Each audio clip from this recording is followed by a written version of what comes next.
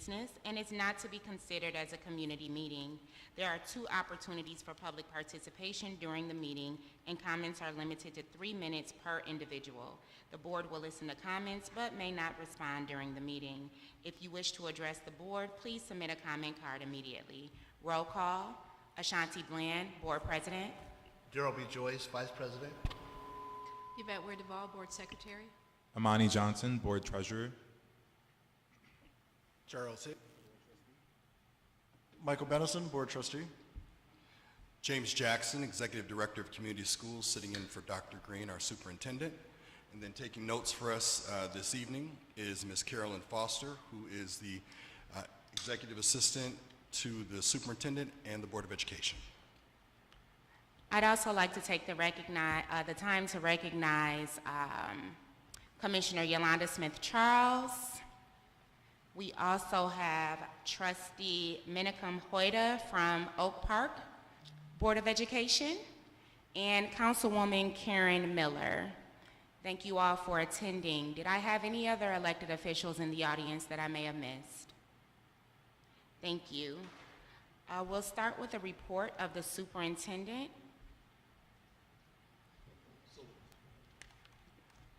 So the first item on the agenda is report 61-03, which is the Department of Treasury. As the trustees know, as the board knows, we have been working diligently to put together a bond proposal that would appear on the November ballot. And we've been through, and this has been a pretty in-depth process of looking at the needs of the community, looking at the needs of the district. We've had panel discussions where we've invited the community input, as well as the students and faculty and staff of the district so that we could get all voices at the table. And through that process, we put together an application that we then had to present to the State Treasury Department. And we went through that process as well.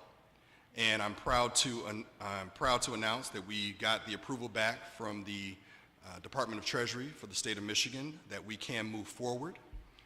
So at this point, the next action that is required is that the board call for the election so that this can be officially put on the ballot and we can begin to move forward with sharing additional information and beginning the campaign so that we can get the community's support for this bond.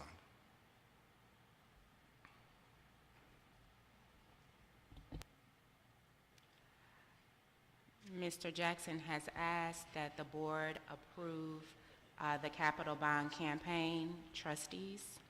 So moved. Second. It has been properly moved and supported. Any discussion? Hearing none. Board Secretary, please call for the vote. Trustee Bland? Yes. Trustee Hicks? Yes. Trustee Johnson? Yes. Trustee Joyce? Yes. Trustee Benison? Yes. Trustee Ware Duvall? Yes. Unanimous? Motion carried.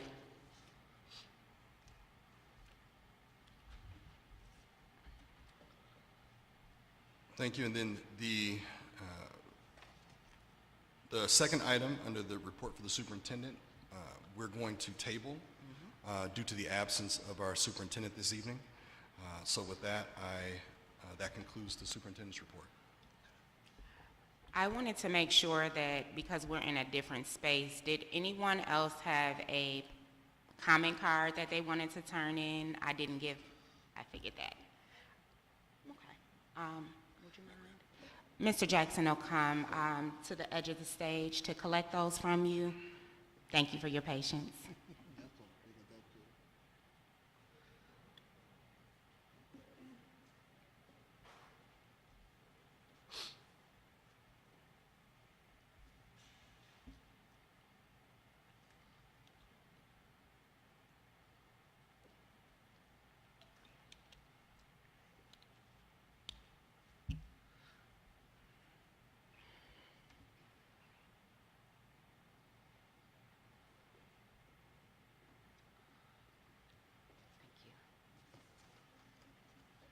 The next item of our agenda, Board President, yes, sir.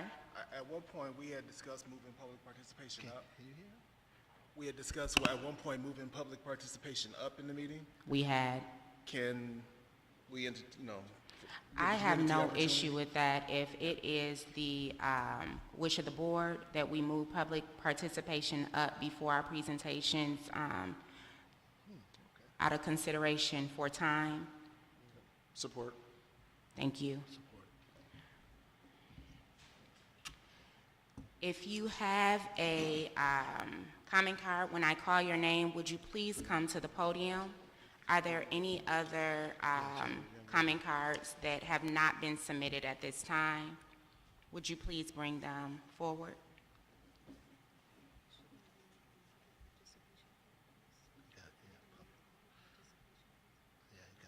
Yep. And do you have a timer up, Ms. Foster? Do you have a timer up? Do you have a timer for public participation? Okay. Thank you. Ron, I believe you are in charge of our timer tonight? Okay, thank you. Public participation. If you wish to address the board regarding a school-related issue that has not yet been resolved by school administration, please submit a comment card immediately. Comments are limited to 3 minutes per individual.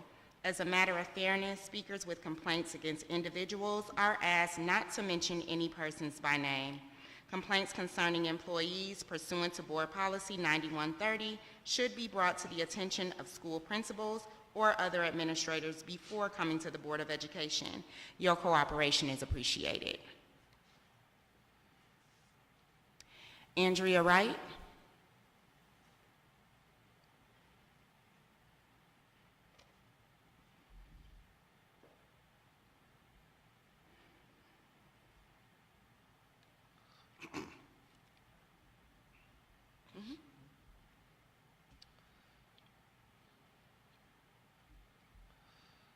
Good evening, everyone.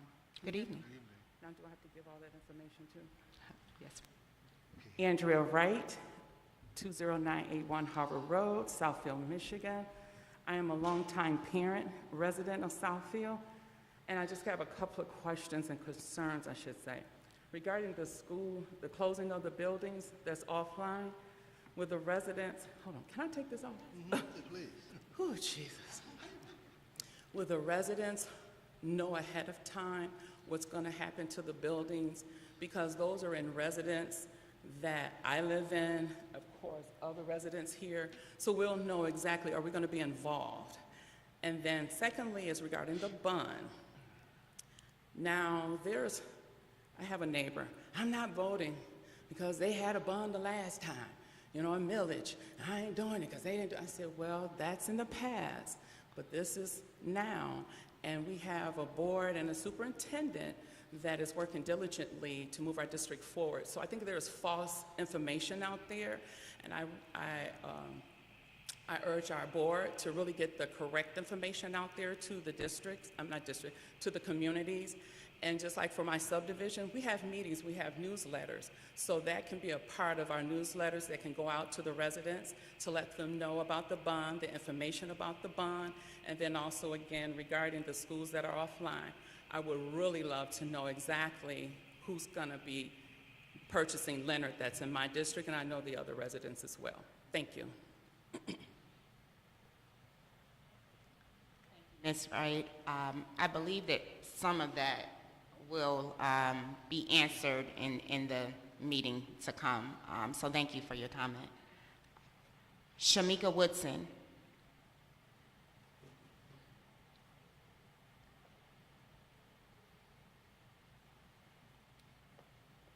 Hello, everyone. I am in opposition to the bond project. I do not agree with making the millage higher than it already is, because we already have one of the highest ones in the state of Michigan. So I feel like time should be utilized into how do we keep homeowners from moving our kids from the district. My son is a student at Southfield High School right here, and he spent several class periods sitting in the gym last year because teachers weren't here and they were home a lot. So that makes me, as a tax-paying homeowner, want to pull my son out of the district. So I feel like raising this millage when it's already higher than all of our surrounding districts here is a bad idea, and I do not support it. So I want to know, what are you guys going to do different with this extra money that's going to keep the enrollment from going down and maybe have it go back up again? Thank you. Thank you. Betty Robinson?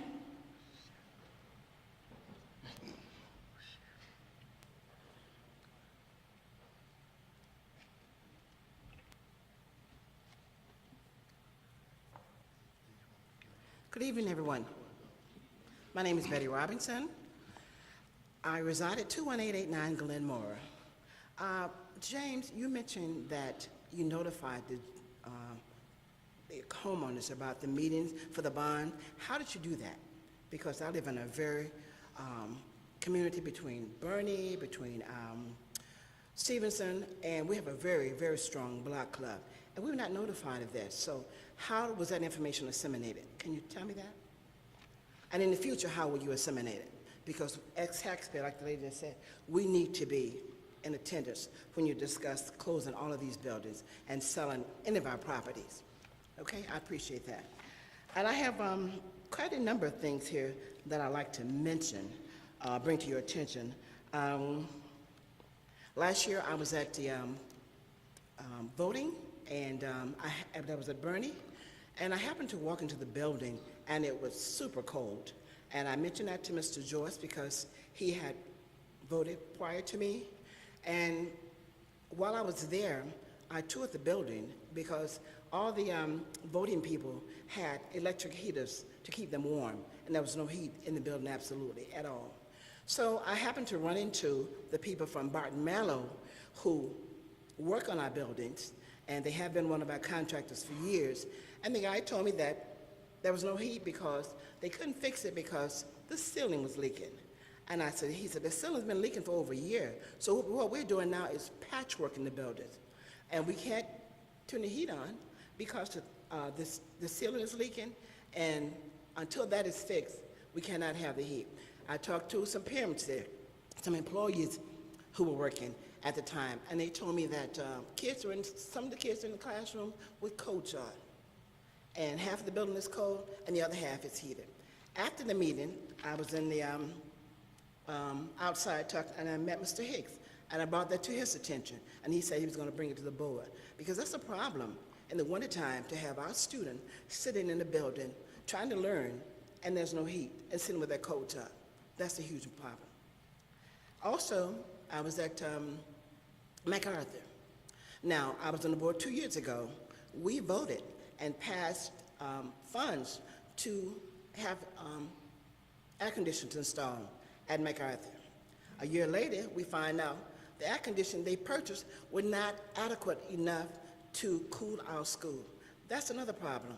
Somebody should have checked to make sure those air conditioners were equipped to service our students and our staff. Every teacher in MacArthur has fans. Some of them have multiple fans in their room just to keep the kids cool and keep them cool. That's another problem. We spend money, bond money, to make sure that our schools are adequate and conducive for learning, but there's nobody following up whether what our money is spent is being done correctly. Why would you, and I understand that they brought this to the attention of the board and to Dr. Green, but it's still the same way as today. Ms. Robinson? Yes. Thank you. Your 3 minutes is up. Okay. Thank you for the issues that you brought forward. I know you sat in this seat before, so please feel free to email the board or the superintendent with the rest of your concerns. Okay, one thing I'd just like to find out, when will our curriculum be finalized? 4 years ago, we started the curriculum, and I understand it's still not finalized. That's another monumental issue that needs to be addressed. Thank you. Thank you. Sam Thomas?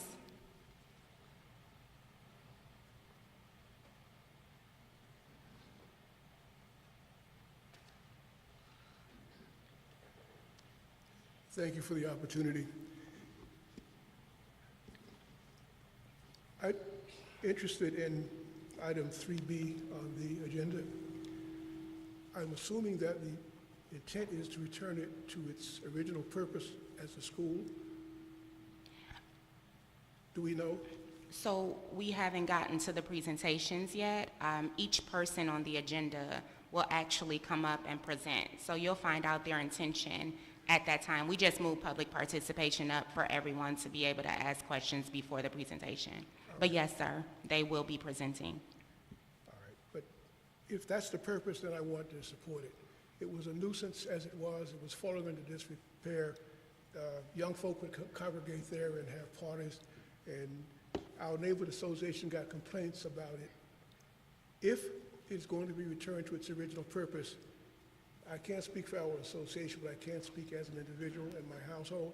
It would be a good thing for it to be returned to its original purpose, for someone to maintain it, bring it up to code, or improve it, and in that respect, improve the property values for our community. So in that respect, if that's the purpose, then I speak in support. Thank you. Minikam Manakam. Thank you. My You're name is welcome. Menachem Hoyda. I live at 15141 Dartmouth in Oak Park. Thank you for giving me an opportunity to address the board. And as you mentioned, I just celebrated 13 years on the Oak Park School Board. Back when I started, Mr. Jackson and Ms. Robinson were colleagues on the school board here in Southfield. Dr. Green was a principal in Oak Park. So a lot has changed in those years, but I'm not here in my capacity as a school board member, but I am here as a friendly neighbor for a very similar purpose to the reason that I am on the school board. And I get that question very often, why am I so passionate about my work on the school board? I've also had the opportunity in the last couple of years to be one of the founding chairmen of the Diversity, Equity, and Inclusion Committee in Oakland County School Boards Association. And all of that is really driven by a quote that's always really inspired me from Malcolm X, which says that when I is replaced with we, even illness becomes wellness. I think that in our work, in our community work as community advocates, we always do better when we can work together and engage all aspects of the community and realize that when every part of the community is growing, every other part of the community benefits. And when we start to take parochial perspectives, when we take perspectives about that look very narrowly at what's good for me, and we're competing with our neighbors, that hurts the community and it hurts us in turn. And so I'm excited to see the bond passing for tonight to go on the ballot and to see that opportunity to really grow Southfield schools. As a neighboring school district, I think that's good for all of us. When Southfield has that opportunity to modernize its facilities. And at the same time, when I see some of these presentations that are on the property presentations that are on the agenda tonight, I think that's also critical. When we can see that there are properties that are being, when we can find those symbiotic relationships, so areas where we can work, where school boards can work together with community organizations to create opportunities to grow the community that benefits not only those individual community elements, but it benefits the entire community and the school district as well. And so I want to thank you again for the opportunity to speak, and I look forward to hearing more about what some of these presentations are and the plans for Southfield schools. Thank you. Janae Anderson?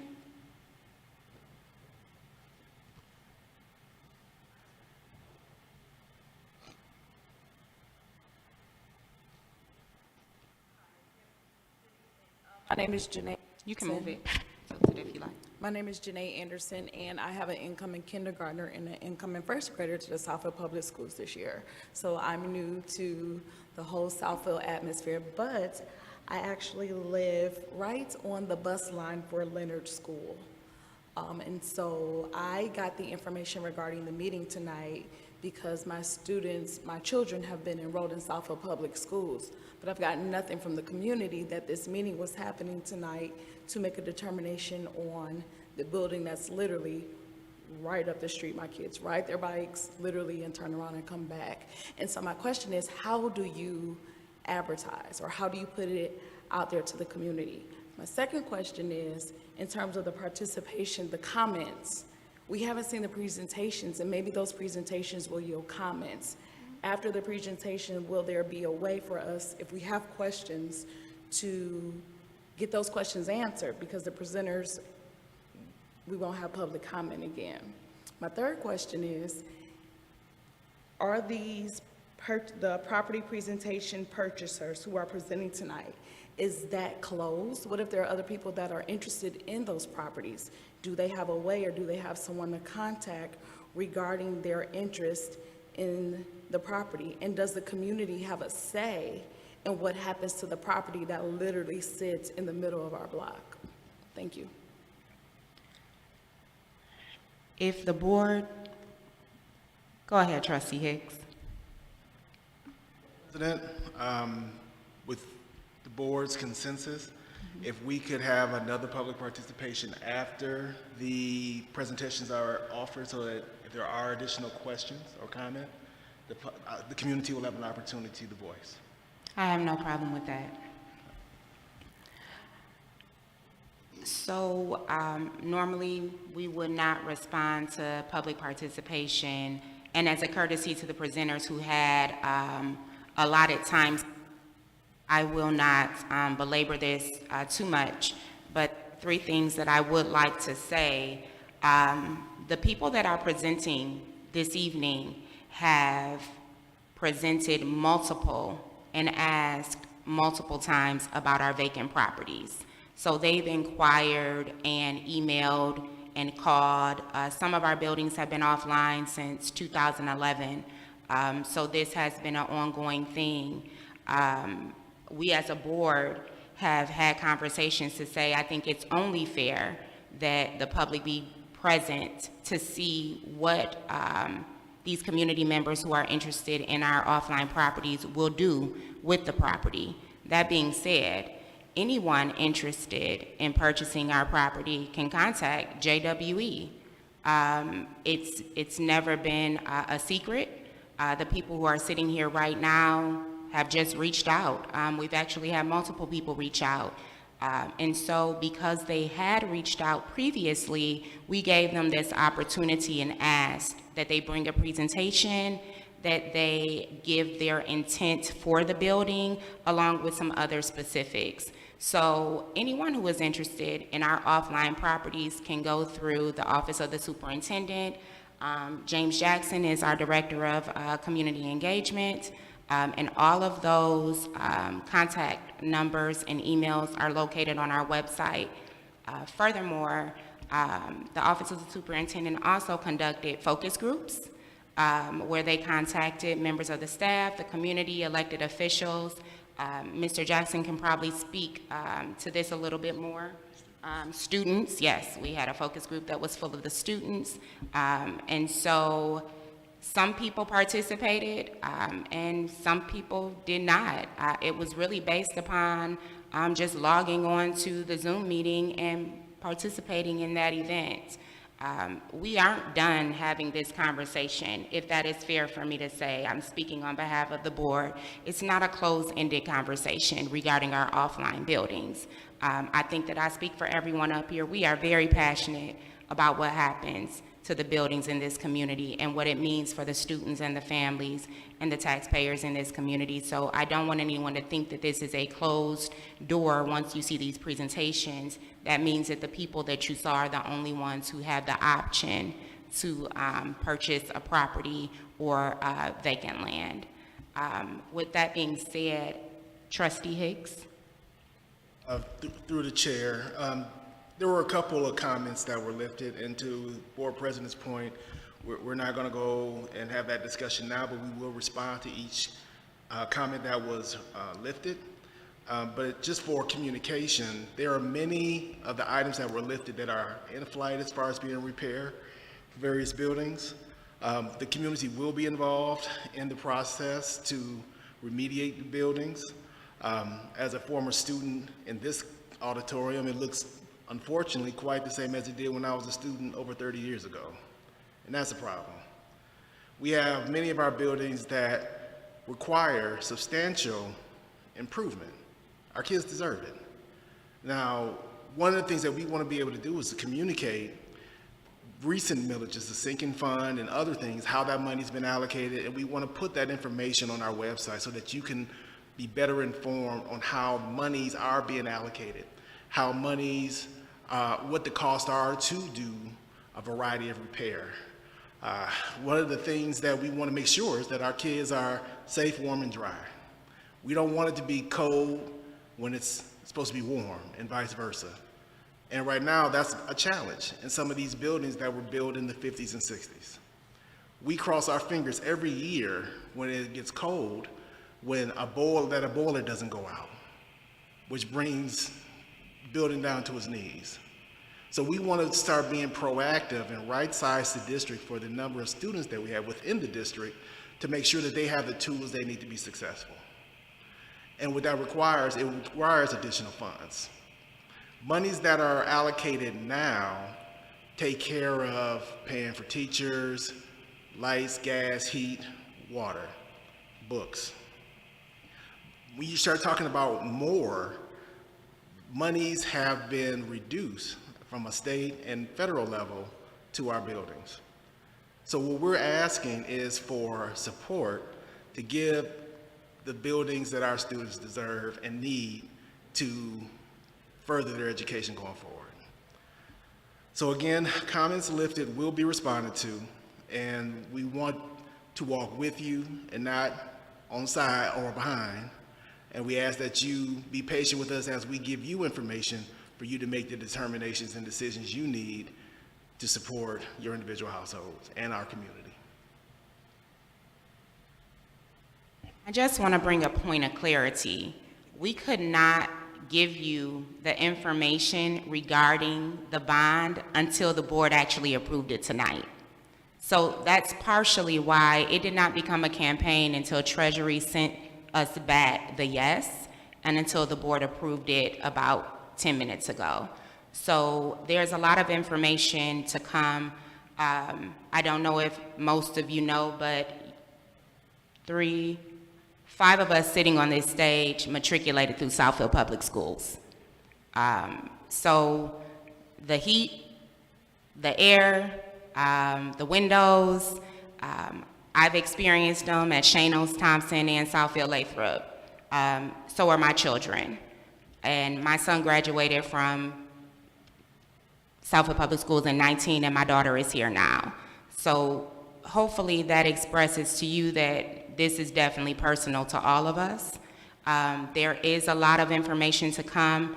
I do apologize on behalf of Dr. Green. She had an emergency, otherwise she would be here.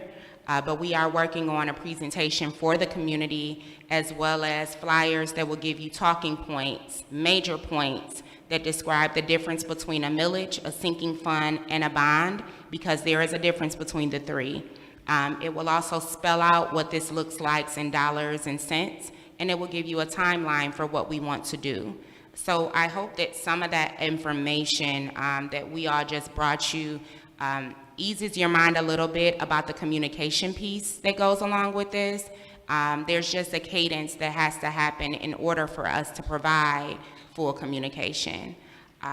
With that being said, if no other trustees have anything, we will call our first presenter to the podium, Karen Tora, and this is for Brace Letterly. Mr. Goldberg, good evening. Good evening.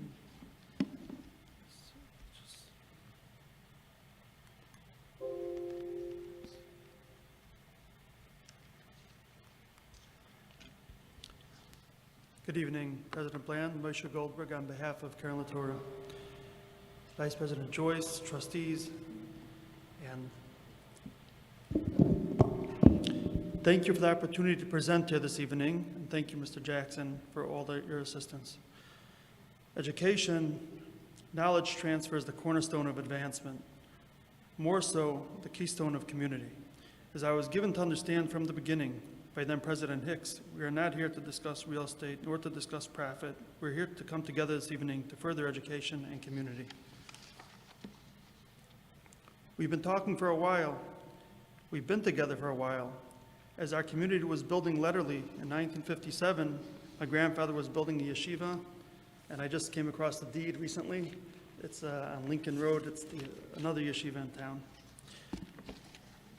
So from my heart, I'm so appreciative for taking upon yourself to shepherd our community's most vital organ, education. Thank you. I'm also thrilled at the current prospect to thrust our district to new heights in the coming years. So let's begin. I printed out on the right side of the folder the presentation. This is what a rendering of what the building would look like after, if we were to implement our landscape and before the bond in order to help out with the bond vote. The plan use is to strengthen community complementary to the Southfield Public School and repurpose the former Brace Letterly Elementary as a nonprofit postgraduate community yeshiva, religious Jewish school of higher learning. The curriculum is the gamut of Judaic law and ethics, including modern application. The yeshiva will enhance our community, transmit ethics, integrity, and respect as students morph into responsible adults. The clientele would comprise of young men 19 years old and up. We would strengthen property value. We are a solid tax base for over half a century. We would provide an uplift, curb appeal, and maintenance to upgrade surrounding neighborhood. We would recustomize and revamp the building since it was built in 1959, 62 years ago, one section at a time, beginning the middle of next year. We would relieve the district from the continuous excessive costs of upkeep and maintenance of systems that have reached the end of their functional life. This is the cost of implementation in addition to the purchase of the building, which things we have discussed prior, to bring the building up to beginning working order. What we would do for the building to make it look like that rendering. And finally, there's a financing slide.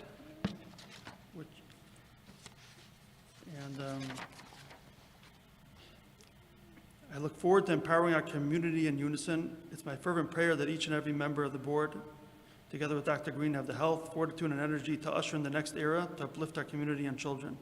Thank you. Mary, would you please address the appraisal slide? And it's printed out on the left side of the folder. I'll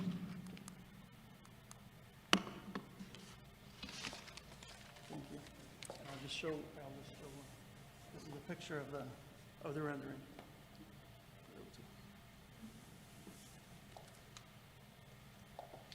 Good evening, members of the board.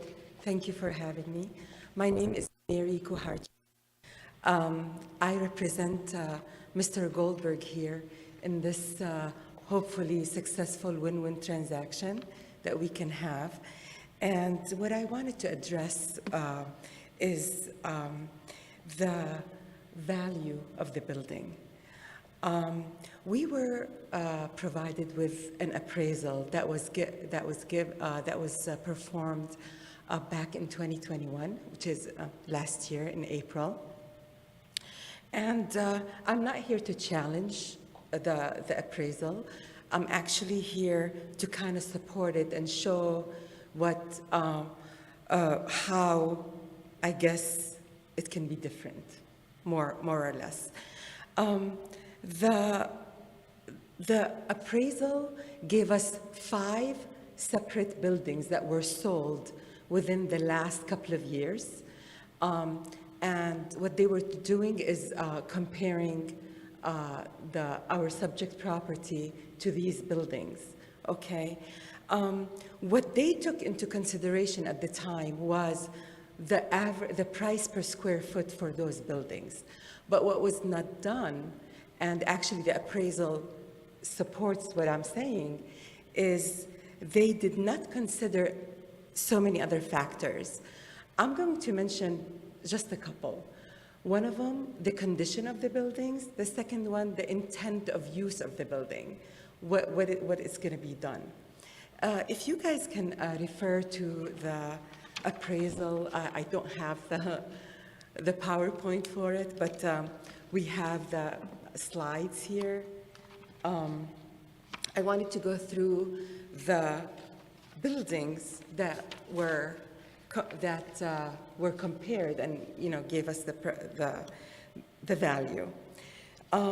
First of all, there's one that was the former Macomb Christian School, which is now Centerline Preparatory Academy, a charter school.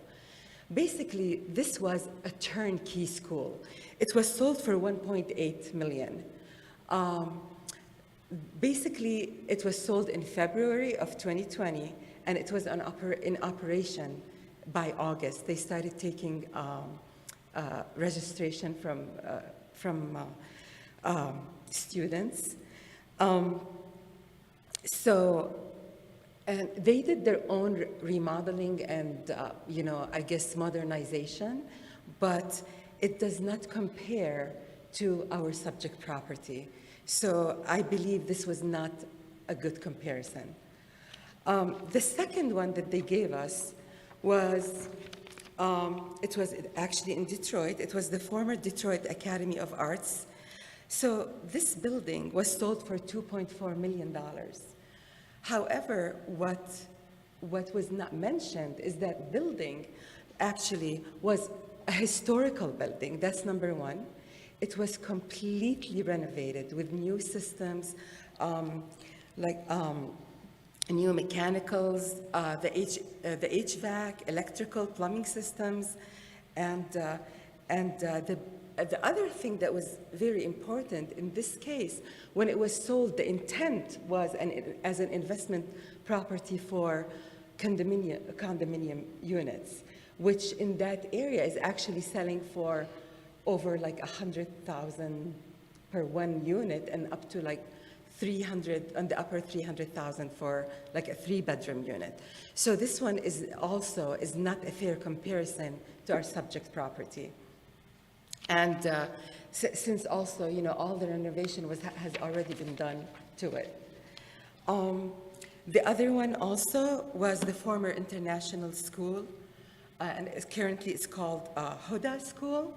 And that was also a turnkey property because in 2003, that school was completely renovated also. So whoever bought that property at the time literally just started operation right away as a school. So the intent was a school, and it was turnkey immediately. Again, it was not a good comparison for our property. There are others, but this is what for the sake of time, I don't want to, I understand that time is important here, but the whole idea is this building, like to me, I got involved with Mr. Goldberg, and I saw their vision for the community, and it started becoming to me not just a financial thing. I actually have true belief that it's going to be something wonderful to the community, the way they're going to improve the building and keep the residents there without feeling that they are being gypped or feeling that their community is going to pieces. So that's my... Thank you. So one thing that we did not share with our community is that the presentations are 7 minutes long, leaving an 8-minute time period for the board to ask questions or provide comments. And again, we did state that we will open public participation back up to the community after all presentations have been completed. At this time, I would like to say thank you for your presentation. If you would stay at the podium, trustees, any comments or questions?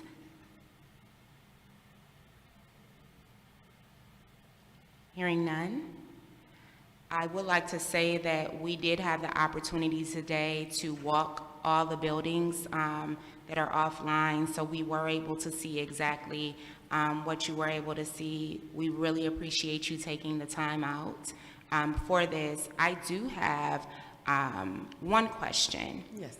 Because of the intent for the property is very specific to the Jewish community.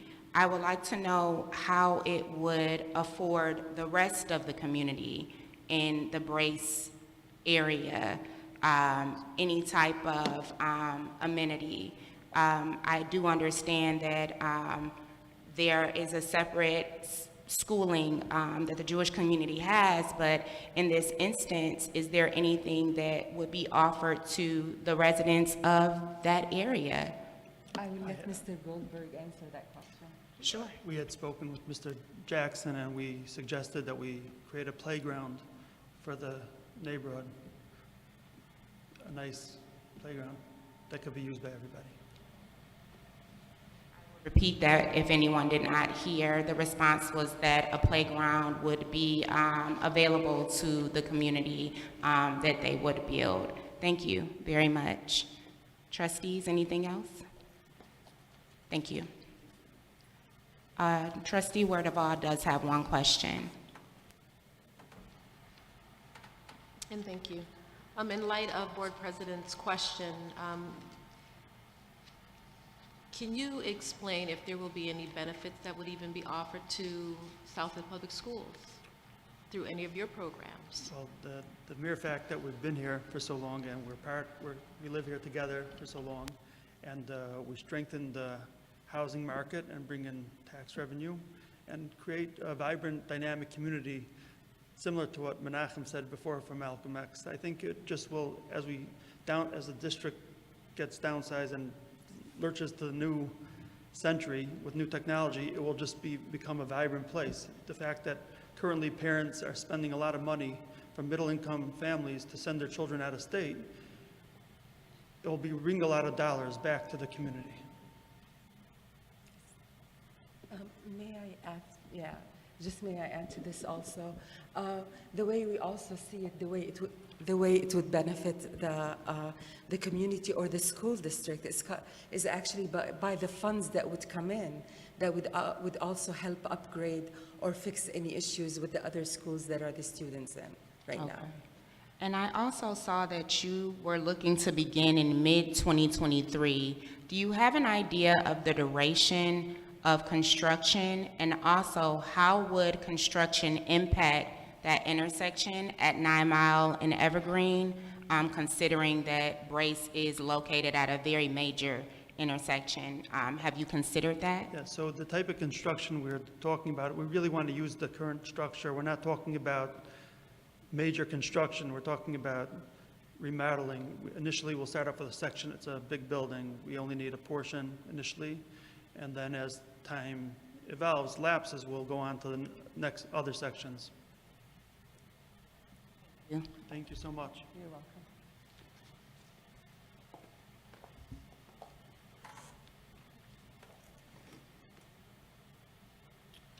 Our next presenter is Yeshiva Torah.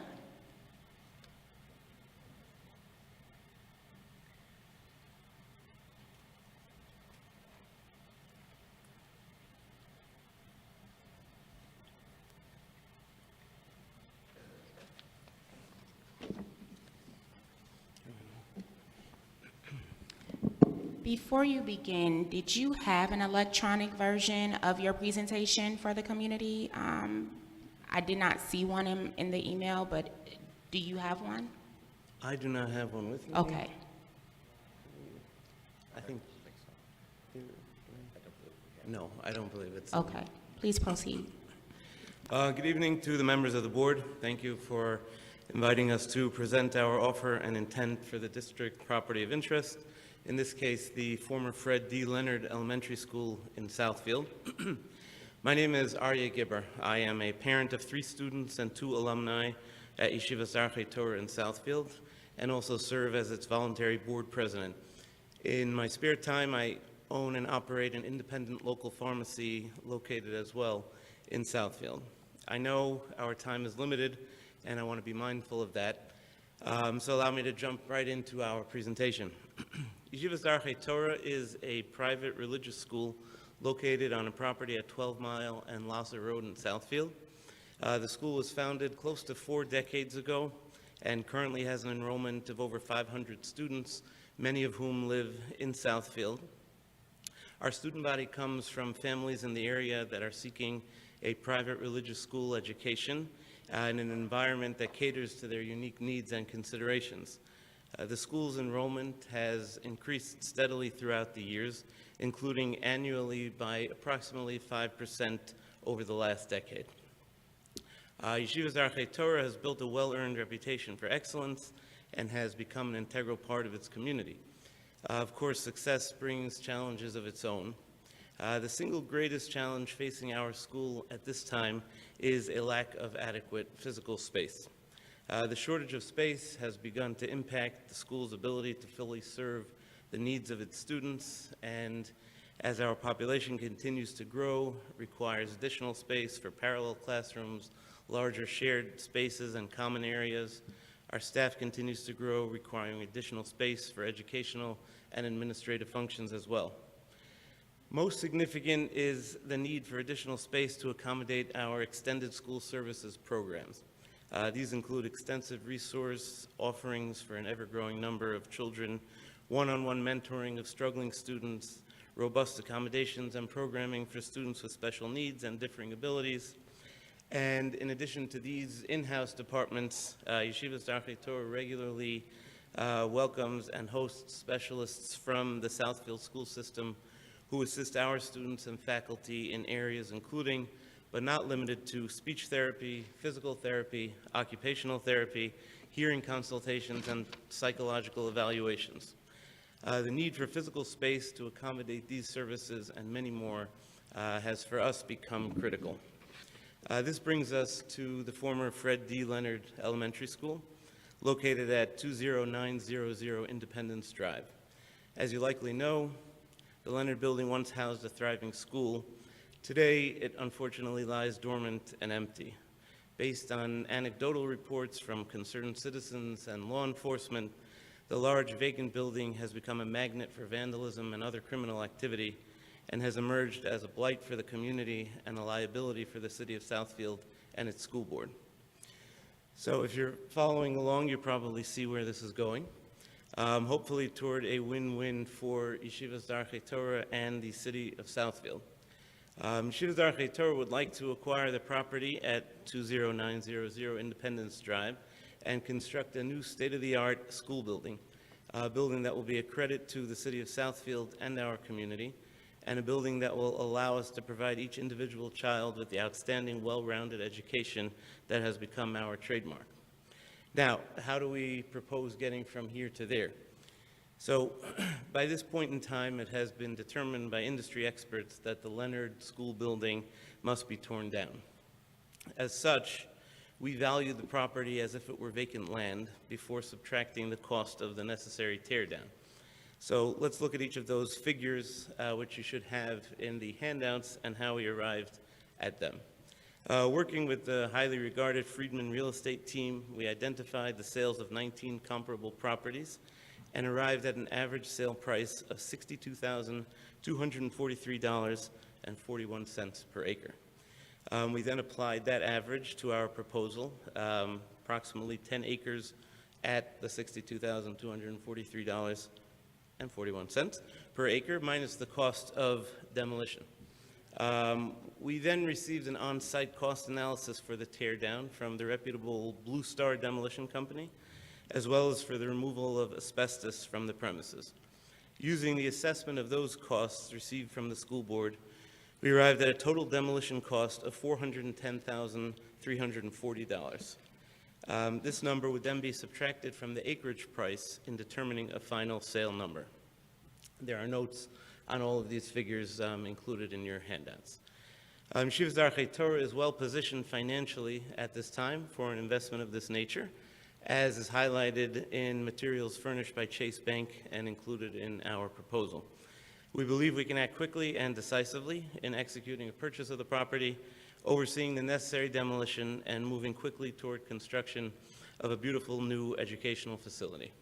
While we have not as yet developed specific design plans for the proposed new building, We are confident in the ability of our team to work with local and national architecture firms and educational consultants to build a campus that will be a credit to both the school and the neighborhood. I began by saying I realize our time is short, and then proceeded to carry on without stopping until now, so take everything I say with a grain of salt. But on behalf of the Executive Board of Yeshivas Darchei Torah, it's 500 plus eager students and their hopeful families, allow me to again state that the purchase of this property by our school looks like that most elusive of deals, a win-win for both parties. Yeshivas Darchei Torah will be able to continue to build on 4 decades of excellence in building a bright future, one child at a time. And a modern new facility will enhance the safety of the neighborhood, eliminate a site that has been deemed by the lawyers among us as an attractive nuisance, courting crime, drugs, and decay, raise property values in the area, and contribute toward bringing new families to the city of Southfield, which means young families shopping locally, utilizing local tradespeople, and putting monies into the local economy. We will be glad to take any questions you may have regarding our proposal, and by we, I mostly mean Mr. Thomas August of the law firm Jack Ear Gold, who is far more educated and intelligent than I am. Thank you so much for your time and attention. Look forward to working together toward the betterment of our Southfield community and its children. Thank you very much. Trustees, are there any comments or questions? Trustee Johnson. You mentioned that some of your students live in Southfield. I'm curious if you know how many or what the ratio is. That is an excellent question that I should have thought of. I could definitely get you that information. It's a substantial portion of the student population. I'm afraid to throw a number out there, but it's a robust number. Thank you. Trustee Werdeval. As it was asked by a previous presenter, Leonard is in the center of a neighborhood, and it's very vital. It's important to our community that they're kept in the loop of everything that is going on. So acoustics might be a little bad for me, and you may have mentioned how this is going to support the community and the people that live in the community. So in terms of benefit to the community, the nature of our community is such that the school becomes sort of a centerpiece of a local community. Families tend to want to live close to the school that their kids are going to. We would anticipate, and we've seen that with other school buildings in the community, that it would become a magnet for local families or for families looking to move to the area. They'd want to be close to the school. They'd want to be close to the activities and events that are hosted there. So I would anticipate, first of all, there would be an economic benefit to the surrounding neighborhoods just from the influx of families to the area. And in addition, I think we're talking about significant addition by subtraction, just removing the situation that currently prevails on that site, which, again, it seems to have become, unfortunately, a kind of a magnet for vandalism, crime, and so the opportunity to get that out of the neighborhood, I think, would be to their benefit as well. So Leonard is located in the heart of Beacon Square, and it faces Winchester, and it also has almost an egress type like path right into another side, and I can't remember if that's Paul Revere, Independence, Constitution, one of those that kind of dumps out onto Lasser. We know that Lasser is busy because Stevenson exists on Lasser, Southfield Christian is on the corner, then you have McIntyre right there at Evergreen. When you talk about raising a building, that's a lot of in and out, right in the heart of a community that already gets stifled with traffic, especially during the school year. So I have a couple of questions. Have you considered how you're going to communicate with the community as well as the district with your construction plans about the traffic and the influx? And we know that when you raise a building, there's a lot of dirt, there's a lot of hauling. And based on the timing and considering that we have a winter that sometimes lasts for 6 months, I could see this causing a lot of traffic. So I guess my question to you is, do you have a plan for communicating to that Beacon Square community how this is going to work, how they'll be impacted? Are you going to work with the city to kind of create some diverted ways to go in and out? I'm just wondering, how far have you thought about planning this, and then the communication with the school district about our bus routes as well? So those are things that I would hope you would consider. I don't expect you to have an answer for me now, but it is an expectation of mine that you would communicate that to the community, that you are looking to increase the aesthetic safety and value of. Well, I'd just like to say that until you added that you don't expect an answer right now, you really had me nervous.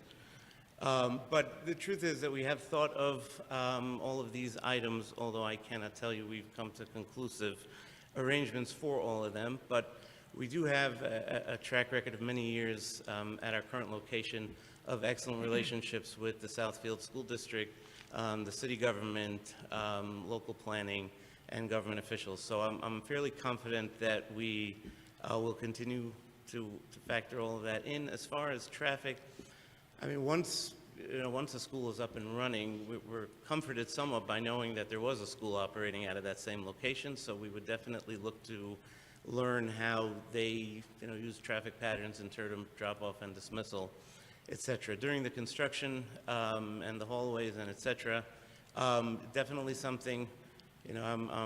I have a 9-to-5 job, so I don't get to see everything that goes on.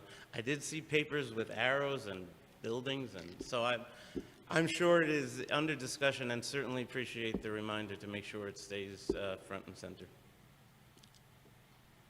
Question would be, if it was accepted, what would your timeline be? What does that look like? So, in terms of the demolition, the demolition, we would, again, we have a pretty short, the letter of intent that was the letter of intent that was submitted envisions a pretty rapid timeline from signing to closing, and then we would certainly at the outset be looking to proceed with the demolition right away and removal of materials. We would, of course, need to engage architects, civil engineers, landscape architects, all that sort of thing, but the yeshiva wants to proceed with this obviously as soon as they can to get it up and running. This is not a land banking type of a thing. This is looking to bring a new building online into operations as soon as possible. But I would imagine the demolition would begin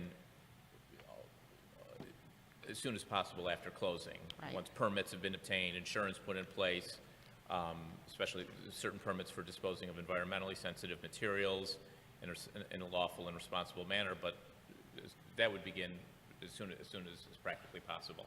Thank you. And to clarify the redundant nature of my ask, just because they did not have a presentation to see, I wanted to make sure the community was clear about what that looks like for them. So that is why I asked that question again, but I did see it in your letter of intent. So thank you very much. Trustees, any other questions or comment? Hearing none, thank you. Thank you so much for your time.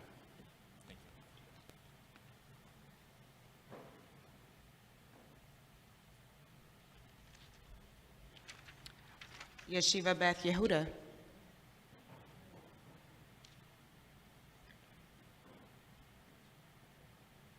Good evening. Carolyn, did my email come through?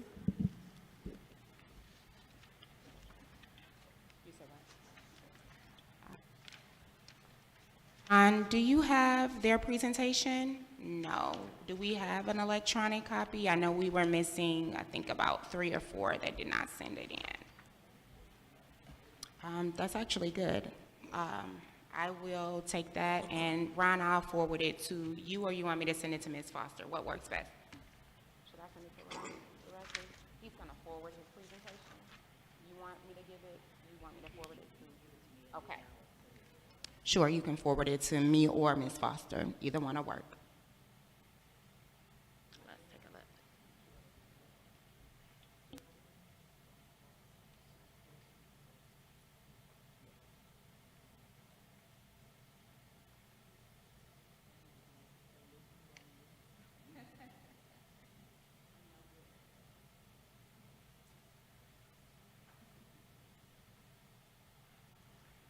We apologize for the delay. This should take us a couple of minutes.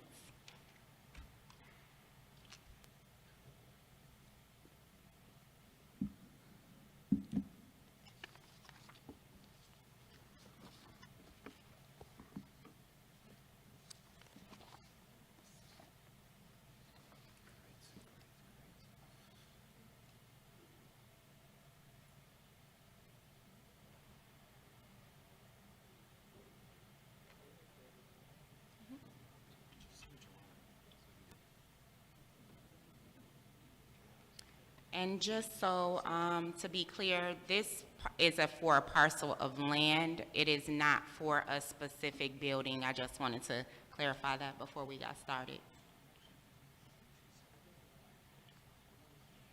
Oh, you're presenting for both. Okay, got it.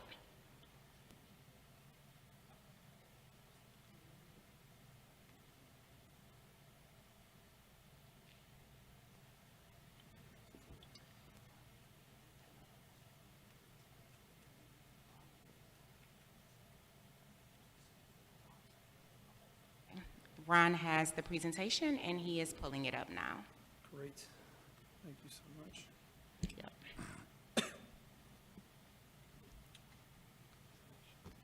No, it's not. Is it because of the lighting back here? Do we need to dim that again? I can see it. Okay, there it is. Okay.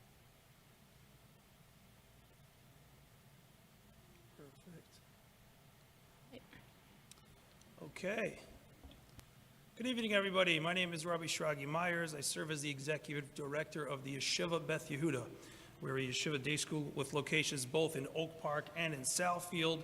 We service over 1,300 children from those two locations, and we're split approximately 70+% in Southfield and the rest from Oak Park.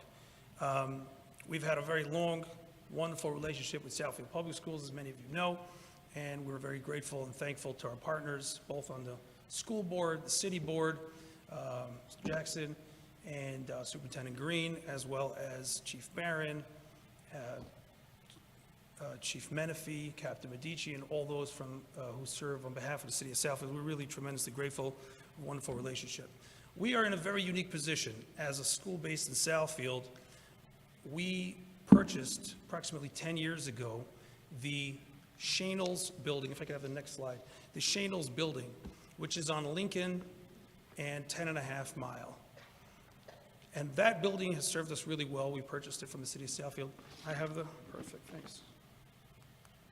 Here we go, perfect. So this is on 10.5 in Greenfield, and this is a building that we purchased from the city of Southfield Public Schools years ago. And so we're in this unique position where we're a smaller school, obviously, than Southfield Public Schools, but we're growing, we need more space. And our children from Southfield are in a position where they need to upgrade their buildings, they need to invest in the kids today.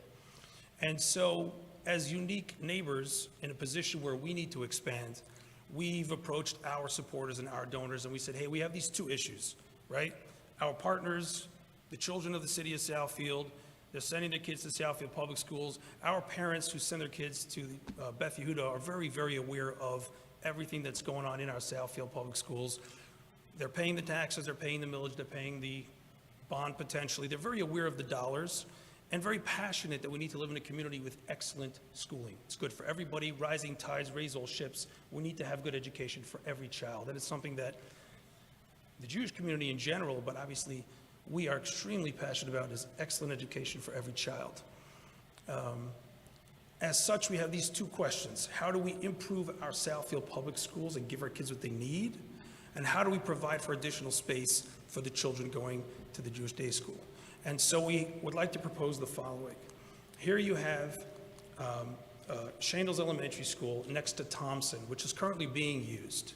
And so we'd like to propose, instead of looking at the buildings that are offline and saying, okay, these are run down, the roof was leaking, it's time to offload these properties. Let's look at a property that has value. Thompson is a valuable property.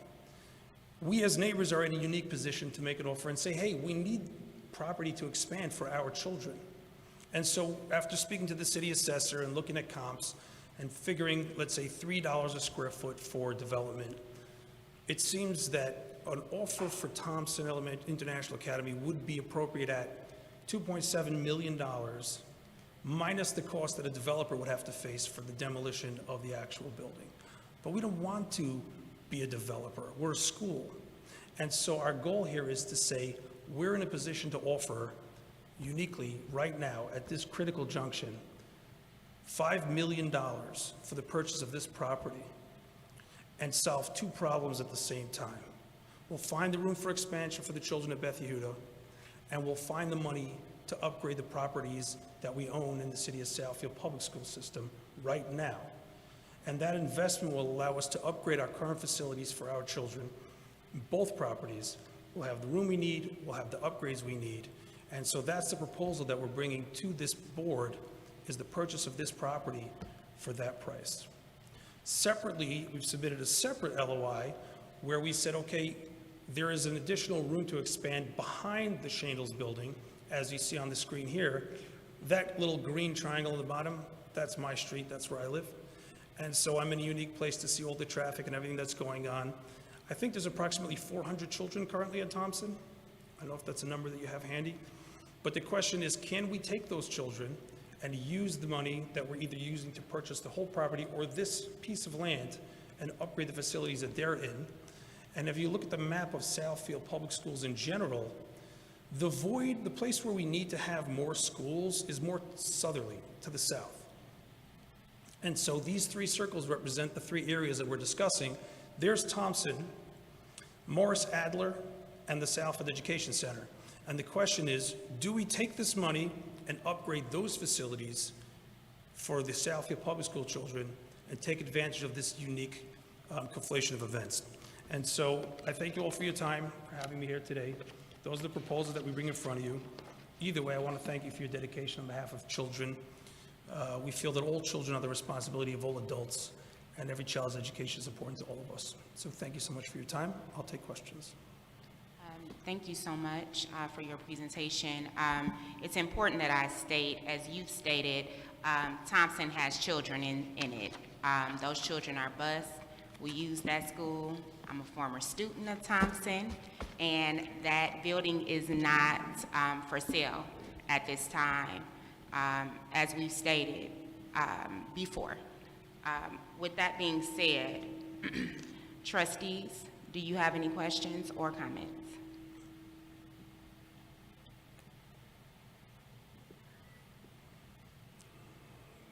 I only have one, and it is regarding the space behind Shangles that we spoke about. Can we just dim the front lights for a second? Go ahead, sorry.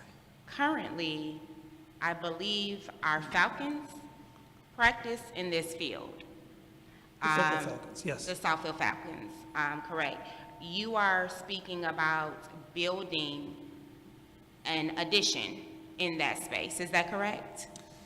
How would that look? Can you help me? So I don't have a plan for exactly how a building would fit, what part of it we developed, where parking could be, where fields would be, et cetera. So that's open for discussion if there is room for this, for expansion in the city of Southfield.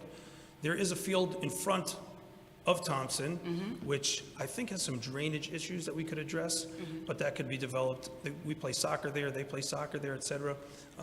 It could be developed more as a football field. If the Falcons is the one conversation, where are they going to play? Let's talk about it and figure out how to make it work. But the offer for this piece of property, which you have in front of you in the LOI, is also a significant offer. Thank you. Good. So, Board President, I just want to have a clarification for myself. Sure. I know that Thompson is online, but are we at some point going to assess all offers submitted before making a final determination? We would have to. I would ask that the board would consider our proposal that we provided Treasury. We had to outline specific closings, which mean that specific schools will have to merge into other schools. So as we assess what is provided to us, we have to be cognizant that we still have to make some modifications to what we already have.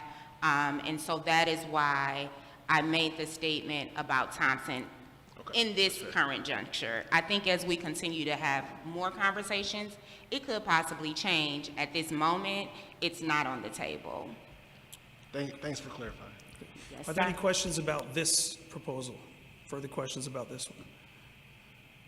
Have any more? Okay. Thank you so much for your time.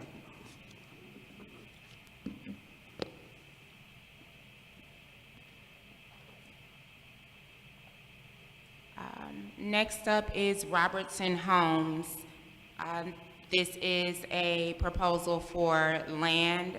This land does not have any occupied or offline buildings on it, just for clarification.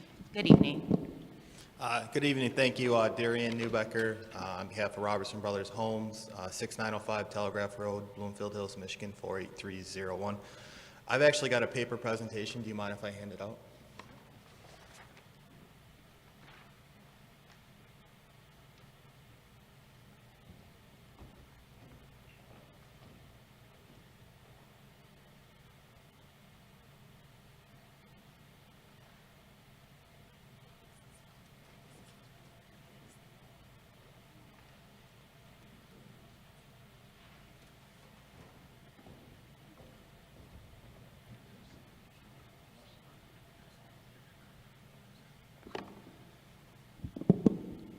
So I'll try to keep this brief. I know I've got 7 or 8 minutes. I'd like to give you a chance to ask questions, and if you don't mind, may have a question or two of my own.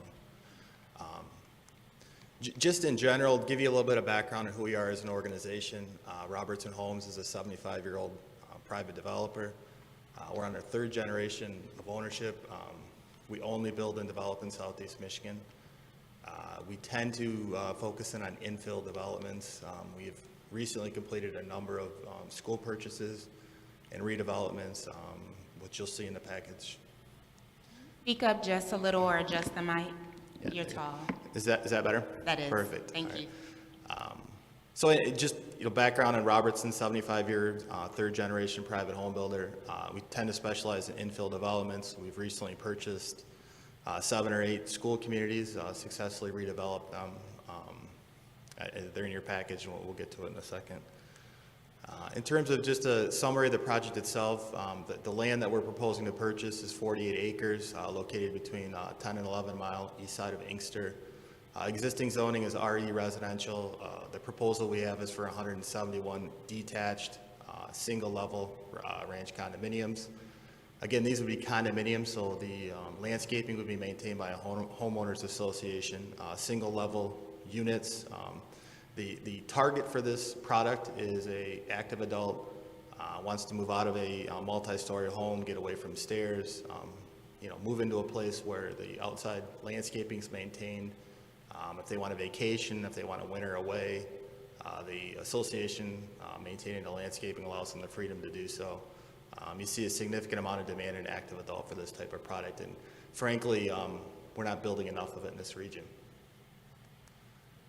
In terms of, we talked a little bit about the vision, 171 unit detached condominium residential development.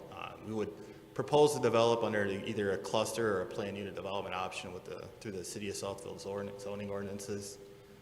As we said, a homeowners association will be created to control and maintain the open space areas. Our intent would be to price these in the $300,000 range.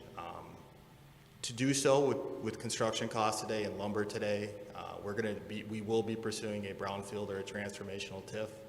It's something that we would pursue with Southfield and likely the state.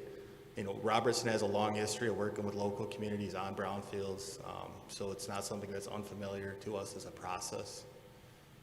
And as we talked about, the target customer would be to take Southfield residents that want to move out of a multi-level living, move into single-level living, and they don't have an option right now to move into new single-level ranches. I mean, there are plenty of existing ranches but the time it takes to modify a kitchen or to redo bathrooms today, not, irregardless of the cost, just trying to get a contractor on site in your house and get something done timely is very challenging. So there's a tremendous amount of demand for this type of product. Here we just have a conceptual layout. This would obviously, if there's a meeting of the minds and we move forward, this could obviously change as we move through the approval process. But this is something that is buildable. We feel would meet a need for the Southfield community. These are some examples of the product that we'd be proposing. Again, it's single level living. It's 2-bedroom with a den, 2-car garage. It's enough space. It's not obviously overly spacious, but it allows somebody to lock, load, and leave in the wintertime or on vacations and simplify their lifestyle. The next slide was the offer. I don't know if that was intentionally excluded, but okay, it was. Thank you. I'm happy to talk about it if you want. But so anyways, I just want to open it up for questions. I have a couple of my own. So. I'm sorry, I'm Jim Clark, president of Robertson Brothers Company. It's been our experience that if you build ranch homes, you free up, as Darian said, colonials, which are backfilled with students who come into the public school system. So we have eight different projects we've done, and they've many times been ranch-style condominiums, which did lead to additional students in those school divisions, in those school districts. So it sounds counterintuitive. If I build a ranch, I'll get more students. That's not been our experience. Trustees, any questions? I have a couple. So I saw some of the other communities that you had listed. Mm-hmm. What is the median price range of the homes, the 171 homes that you're looking to build on that site? I mean, we would, if you had asked me that question a year and a half ago, I would have said mid to high 2s. I think, we would have to be in the low 3s, but I think we would be out the door low to mid 3s, which it's certainly, you'd love it to be less, but I think that's, today, if you were to want to go to buy a new detached house today, I mean, you're looking high 3s, low 4s almost anywhere you go. For sure. So I saw 2 bedrooms. Mm-hmm. So that's a family size of maybe 1 kid, right? Mm-hmm. Is there an opportunity, because the family size in Southfield is normally larger than 1 child. Mm-hmm. So if we're looking at how this would help our community, especially our families, I think this is great for our senior community. I really do, especially for those who don't want to move into assisted living. But for those who are matriculating K through 12, how does this help them, especially when most are buying starter homes and would like to expand, and we want to keep them? No, great question. What we presented was a concept plan, so it's obviously can be shaped, and we could have, you have a large enough site which allows us some flexibility where we could change an area to maybe single family versus the entire project being ranches. In fact, it'd probably be desirable, so you have multiple target markets that you're trying to attract. I mean, the ranch house itself, if that was a desired product and they had a need for additional bedrooms, we do offer basement and finished basement options. We do have a plan that allows you to go upstairs and pick up 2 bedrooms, so it's a quasi ranch with a couple bedrooms upstairs for the children. And then as Jim mentioned, and shame on me for failing to mention, we will free up house, there are a significant amount of your households, I suspect, that have empty bedrooms with active adult residents that are waiting for a product like this. And so if they're able to move in, now you've freed up a starter home with bedrooms for somebody to move into the community or to expand within the community, and obviously it would have school-age children. So. Trustees, any other comments, questions? Can I ask a question? Of course. Is that inappropriate? Just curious on the process. We're obviously interested, and we just wanted to know if there's a formal process in place, when we'd hear back, or. Do you want to speak to it? At this point, the way that the property distribution or property disposition would happen is that once the presentations are that have been made. The board will then, meet to sort of, review and kind of deliberate on the offers that have been presented. At that point, they will give direction to the superintendent to move forward, to negotiate, renegotiate, whatever the pleasure of the board is, and then come back with something that the board can then make a final vote and approval on. Perfect. One other thing I failed to mention, we also included financials in our package just to demonstrate I think we have the capability financially and experience-wise to pull this off if there's interest. So. Did see the packet that you provided. I think that moving forward, two things. We're going to have to open public participation and listen to what the community wants and what their asks are, because that's important. We work for them. I think secondly, we would have to sit down with our team and have a larger conversation. Once that happens, someone from the Office of Superintendent would reach out to each person that provided a presentation, not to mention what I stated earlier. It's not just closed off to the people who presented today. So we would have to pay attention to some other things as well, but they would definitely be in contact with you. I would say within the next 30 days. Within the next 30 days. Okay. We appreciate your time and opportunity to present tonight. No, thank you very much. Last but not least, we have Fadia Group, and their presentation is also for Leonard School.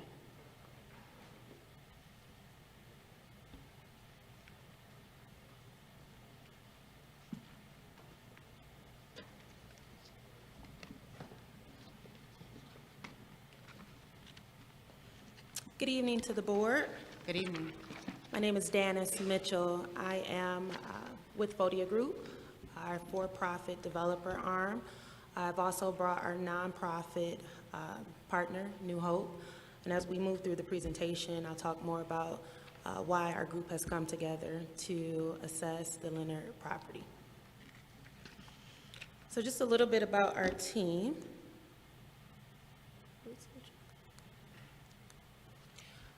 I have more than 20 years experience in the commercial construction industry. I've built projects as small as $1 million, as large as $1 billion across the country.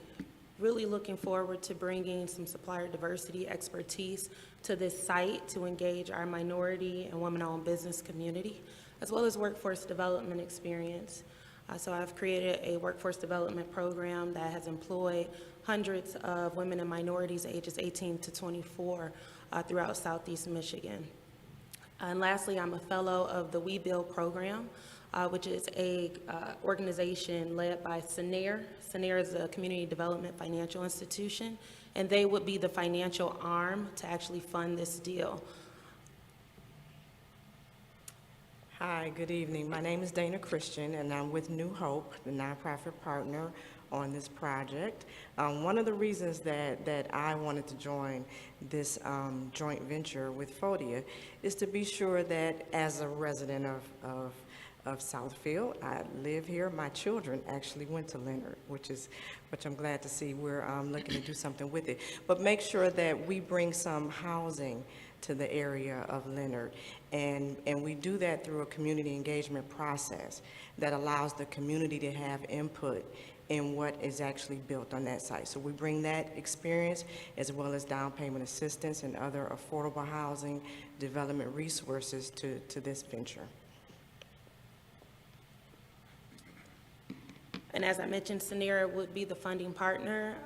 I'm in year 2 of this program, and it's focused on supporting Black women that are looking to enter the development field.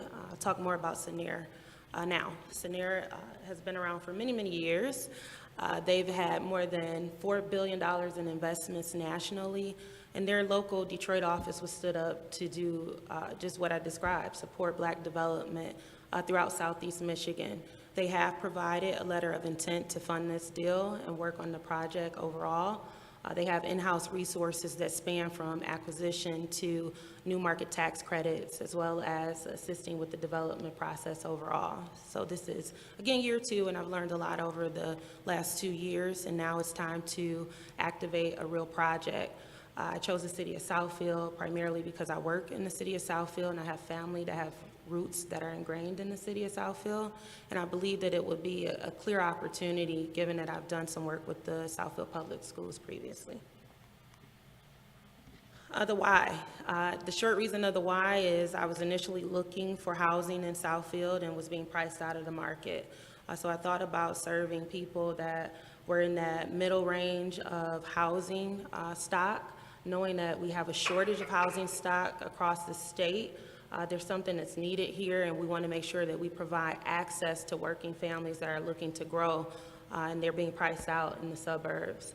All 3 of our partners are aligned in this vision, and we know that we can build some housing, a smaller development than the last presentation on this site, but something that will be very much so engaged with drawing in younger people into the city of Southfield, but also providing that support to the senior community that currently exists. The plan would be to demolish the existing school. I've actually engaged a minority contractor that focuses on demolition to give some early estimates. We want to make sure that we're maximizing the green space that's involved and creating that workforce development piece, again, that would engage Southfield school students, so those that are in 11th and 12th grade to engage. They're looking to enter the skilled trades. That's a specialty of mine, so I will want to make sure that that's a part of this process, as well as, again, the minority and women-owned business community. So we want to make sure that we're creating the housing stock in the form of detached condos as well as triplexes and duplexes, and leveraging the services of New Hope to include vouchers up to $15,000 to give access to those working families. This is just a quick summary of what workforce housing is. And again, just to reinform that, you have people that want to move into this community that don't have the access right now because we're being priced out. So we want to make sure that we're creating realistic housing. And I'm not saying that we want to have affordable housing when you think of low income. I'm saying middle class and hardworking families that are looking to grow within this community. This is a 10-acre site situated in a strong neighborhood. I'm very familiar with this neighborhood and would love to engage with the community to get their stakeholder engagement and ideas on what could support outside of the housing on this property.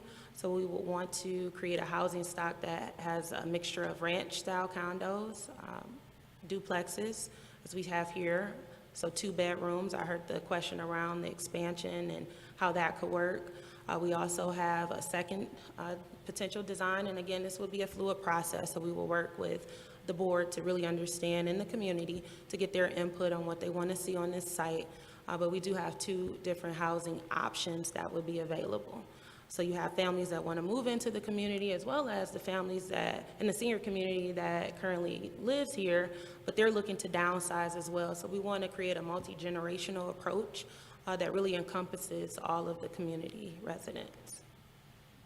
And again, just recirculating that workforce housing piece. So Southfield has a lot of resources, and some of the largest employers are actually situated here in this area, and you have a large workforce, again, that can't afford to live here as they would like to live and grow their families. And why businesses are here. You have some of the top Fortune 500 companies because of the location. So we want to make sure that we provide those workers of those companies access to affordable housing. Here's just some of the nearby community benefits with the parks and the schools. Southfield Public Schools is a strong school district, in my opinion, and I believe that families that are looking to move outside of the city of Detroit choose Southfield as a primary source so that they can still have access to the suburbs but still be close enough to the city. This is just a quick summary of the purchase proposal. Mentioned I do have construction experience and a strong team of resources, so we would look to do a full analysis of the site as we're walking through that process with the board and get a full due diligence in place. And we will immediately provide a LOI upon notice of acceptance. I am also a licensed commercial real estate broker. I have 10 years experience in that, so I would be more than willing to be as open and transparent in this process alongside my partners, New Hope and Senior.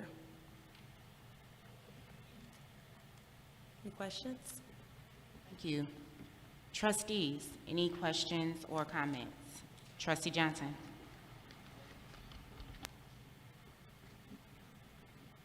What's the range in costs for your units? Yep, 275,000 to 300,000. We would look to put 30 to 40 units on that site, which would create about a $10.5 million development. Trustee Werdeval. You mentioned building a multi-generational community with this type of development, and I believe that Southfield always needs standalone homes and or site condos for new families coming in. But it is imperative that any development that goes into the community that has been there for some time and are embedding themselves in that community, make sure that they have a pulse on the current community. So I say all that to say, how will this benefit those that are in the current homes in the area? So I have a background in community engagement, and I know the importance of engaging residents' voices when you're building developments. So making sure that there are at least 2 community outreach events that happen. I would ask to partner with the school district to host those events, to get that input, show the design as it transgresses through the process, to show and get that feedback. I don't see this being a quick process where we get the land and we just go. That's not what I specialize in. I specialize in getting the voices of those that are around. My father is disabled and he lives in the city of Southfield in an assisted living complex. So I'm well aware of the senior community that's here and the voices that need to be heard. So I would be more than open to going through that full stakeholder engagement process with the community. I also want to add, one of the strengths of having a community-based organization with 30 years experience working in communities and developing in communities is being able to bring the community together around the project plan. And so we use the charrette process, where our architects come in and take a look at what's here and start meeting with the residents step by step and saying, let's look at this. Let's think about this concept. What don't you like? How was the traffic here? My children went to Leonard. I remember trying to get through traffic in that community prior to the roundabout. So we go through that process before we finalize any plans. One, not just to come up with a product that will sell, but something that the community can buy in. And something that they can say, hey, we want to make sure that this isn't going to impact us negatively, and let's hear what those items are so that we can start to address them early on before we get into construction. Can I add one more thing? Most critical piece around this will be the safety and the traffic management. That's something that I'm well aware of because that is a quiet, stable community. So we will work with our contractor to ensure that we have traffic patterns and a clear plan that is regularly communicated to the surrounding neighborhood and make sure that there is full access if there are any questions or any disturbances that occur during the construction process. Trustees, any other questions or comments? You actually stole all of my questions and comments this time. So Fadia Group, thank you very much. Thank you. And we will be in touch.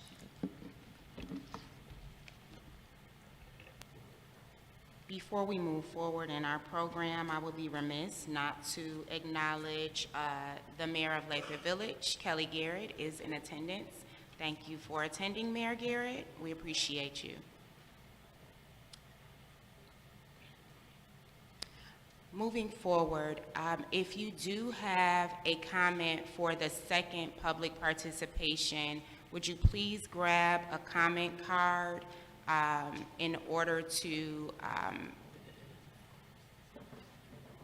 kind of move us along as we go toward the next public participation. Once you fill that comment card out, someone will grab it from you.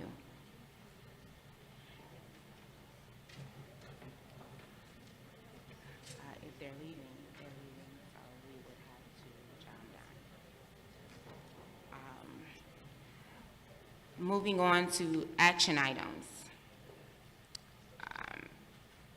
Consent agenda, approval of minutes. Minutes for December 14th, 2021, January 18th, 2022, February 8th, 2022, May 11th, June 28th, Truth and Taxation, and our special board meeting on June 28th. So moved. It's been properly moved and supported. Trustees, any comments or concerns? Again, I would like to thank our admin team, Ms. Paulette Gardner and Ms. Foster, also our expert proofreader at large, Trustee Charles Hicks, for keeping us keeping our noses clean on this one. This was definitely a large feat for us to catch up on all of these, so thank you again to all of you for the team effort to get this done. With these minutes, I believe that board book should be completely up to date. So for any community members who have reached out to us and asked us about minutes, they are all available on the website. Trustees, any questions, concerns, any discussion? Hearing none, Board Secretary, please call for the vote. Trustee Hicks? Yes. Trustee Johnson? Yes. Trustee Joyce? Yes. Trustee Benison? Yes. Trustee Bland? Yes. Myself, yes. Unanimous. Motion carried. Information items, and for anyone in the audience who was looking for a public participation card, our wonderful executive administrator, Ms. Paulette Gardner, does have them, and she is collecting them. Thank you, Ms. Gardner, I appreciate you. Anyone who did not receive one or would like to fill one out, thank you. Information items. Report 6101 and Report 6102 are both technology purchases. One is safety and security, and one is for laptops. Mr. Jackson, are you touching on those? Technology purchases, 6101 and 6102.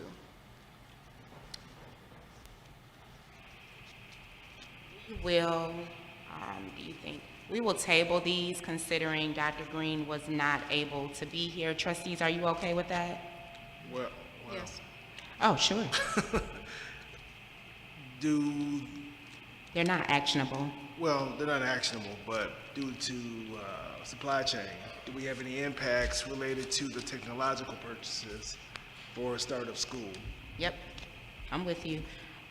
If you would like to make a motion, I do believe we've spoken about, I know we've spoken about the safety and security multiple times.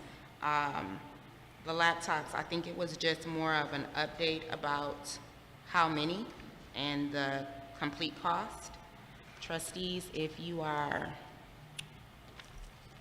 in favor, we can make it actionable.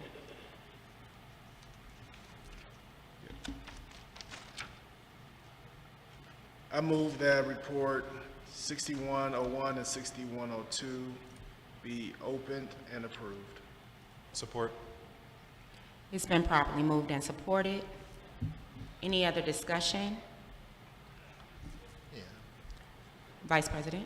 So with the Chromebooks, there's 350 here. What are we averaging per year in Chromebooks? Because we do pass out Chromebooks every school year. Am I correct? We do. I don't know who you would like to answer. I think part of the issue is that we've been passing them out, but there's also some that are in need of repair, replacement, gotten damaged because some of the younger students don't care for them as some of the older students may. So it's more of retiring some of the older units and replacing some of the broken units. Yeah, because I just think it's important that community is aware of the fact that we are distributing Chromebooks to our students. You know, there's some districts that don't, but we're a district that does pass out and provide Chromebooks to our students.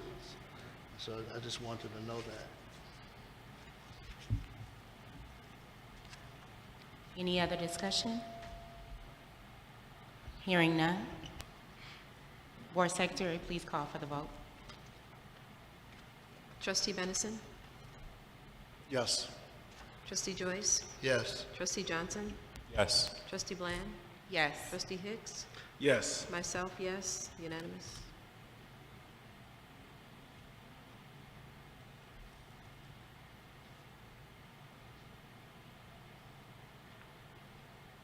Board motion carried. Thank you.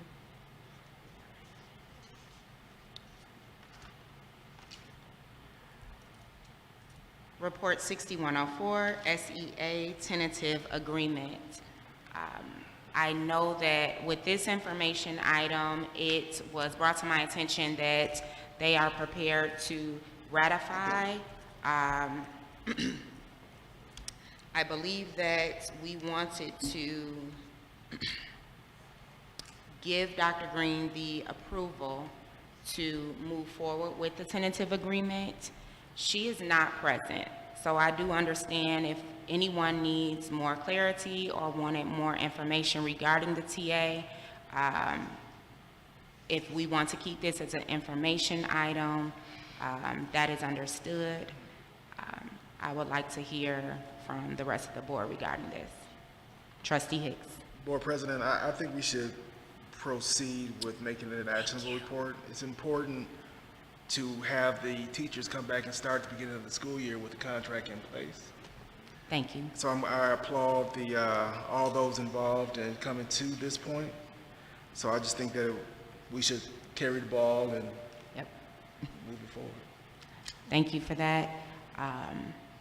Just for clarity, the SEA has reached a tentative agreement. We would like to go ahead and get this ratified before the first day of school, seeing as though our next meeting kind of would hinder that process. Our superintendent has asked that we bring it to the table and make it actionable.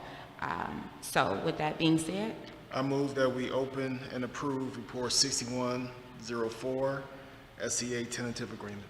Support. it's been properly moved and supported. Any more discussion? Hearing none, Board Secretary, please call for the vote. Trustee Bland? Yes. Trustee Hicks? Yes. Trustee Johnson? Yes. Trustee Joyce? Yes. Trustee Benison? Yes. Myself, yes, unanimous. Motion carried. Public participation. If you wish to address the board regarding a school-related issue that has not yet been resolved by school administration, please submit a comment card immediately. Comments are limited to 3 minutes per individual.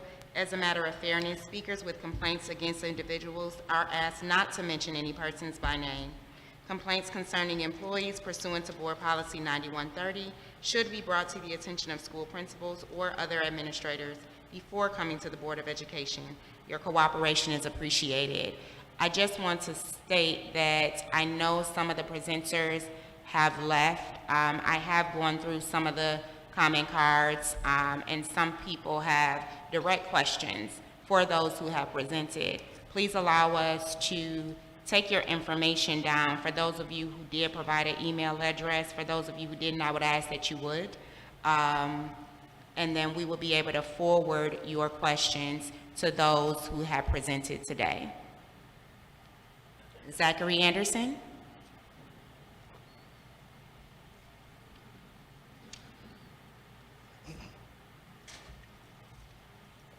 Good afternoon, everyone. Good afternoon. I just wanted to comment on the two proposals related to Leonard School. I live on Independence Drive. The school is at the very end of the block that I live on. I do object to the way the first group presented the school as a nuisance and the crime that goes on. They had no data that they presented us today to support that. My experience is that the community is safe as far as their promise that rebuilding the school will stop vandalism or criminal activity. They haven't told us how they would do that. Any building, whether it's new or old, could be vandalized. They've put forth no concrete plan as to how they would secure the property to keep it safe from vandalism, to keep it safe from criminal activity. As far as what they're giving the community, I did not hear any tangible benefits except for the fact that they only concretely offered use of the playground. And there's a playground at 12 and Losser, which I've taken my kids to on many occasions. They say it will bring more people into the neighborhood, but there's no concrete proof for that. There aren't a lot of houses for sale in the subdivision. Currently, there's no proof to say when houses will open up so more people can move in. So we really don't know if and when people will actually be able to move into the community just because a new school is built there. In regards to the second proposal for the school, I am happy that I hope I say their name right, the Fedora group acknowledged that the community is safe. 30 to 40 homes in that area seems a little tight, in my opinion. I'm not an architect, but it seems like they'd be really cramped in there and that it would increase the traffic flow, as currently there's only 2 ways in and out of the school. With that, I yield my time back to the board. Thank you. Thank you. Thank you, Mr. Anderson.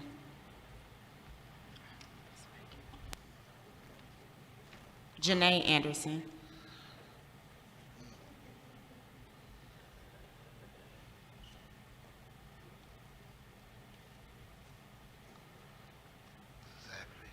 So first, I want to thank you for opening another public comment after the presenters.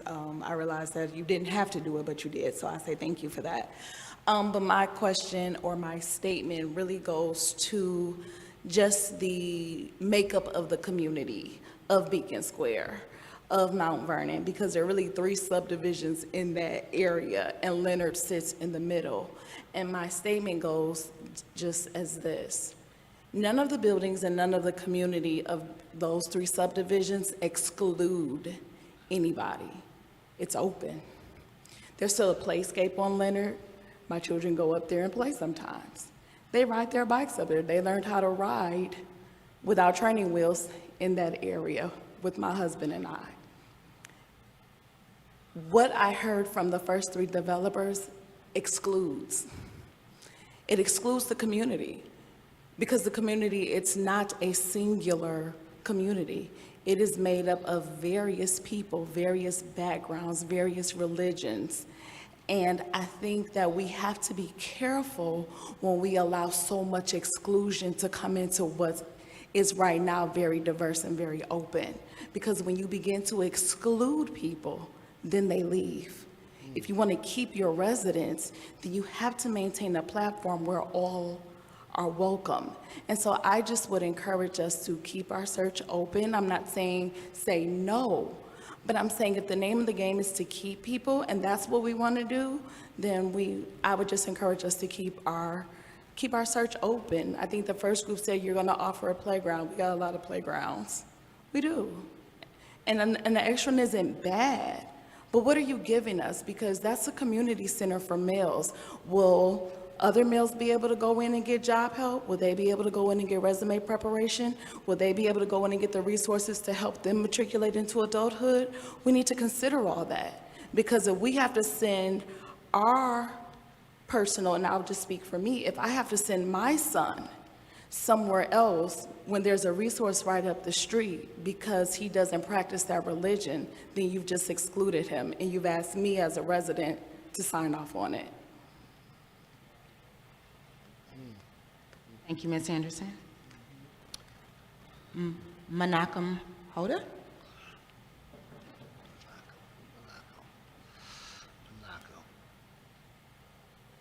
Thank you.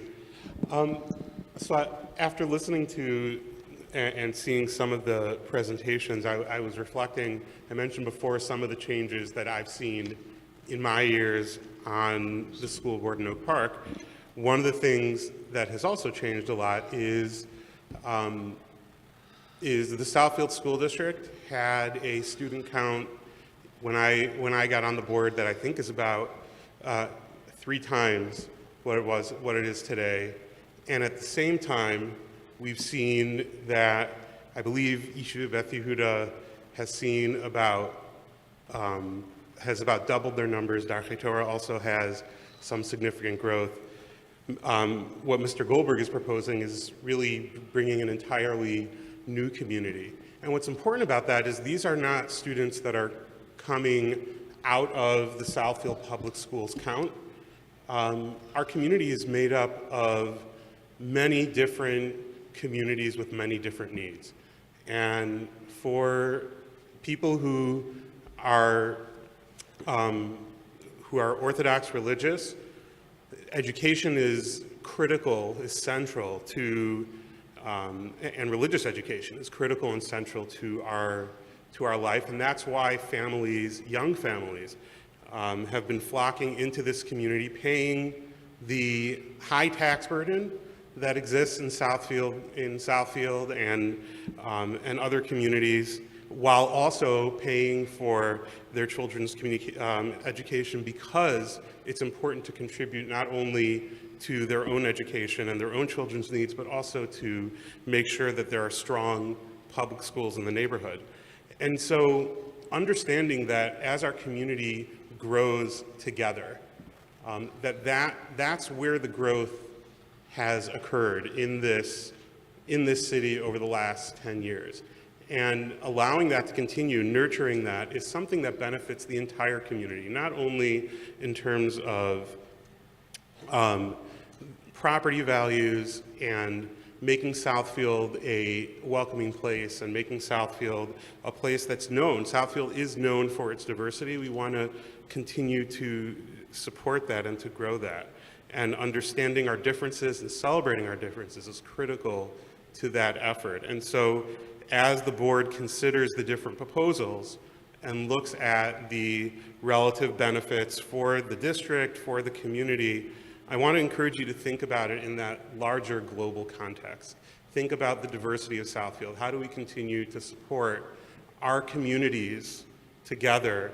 Oak Park, Southfield, Bloomfield Hills, Troy, the Orthodox Jewish community, the Christian community, the non-religious community, so that we can all work together to grow together. Thank you. Betty Robinson.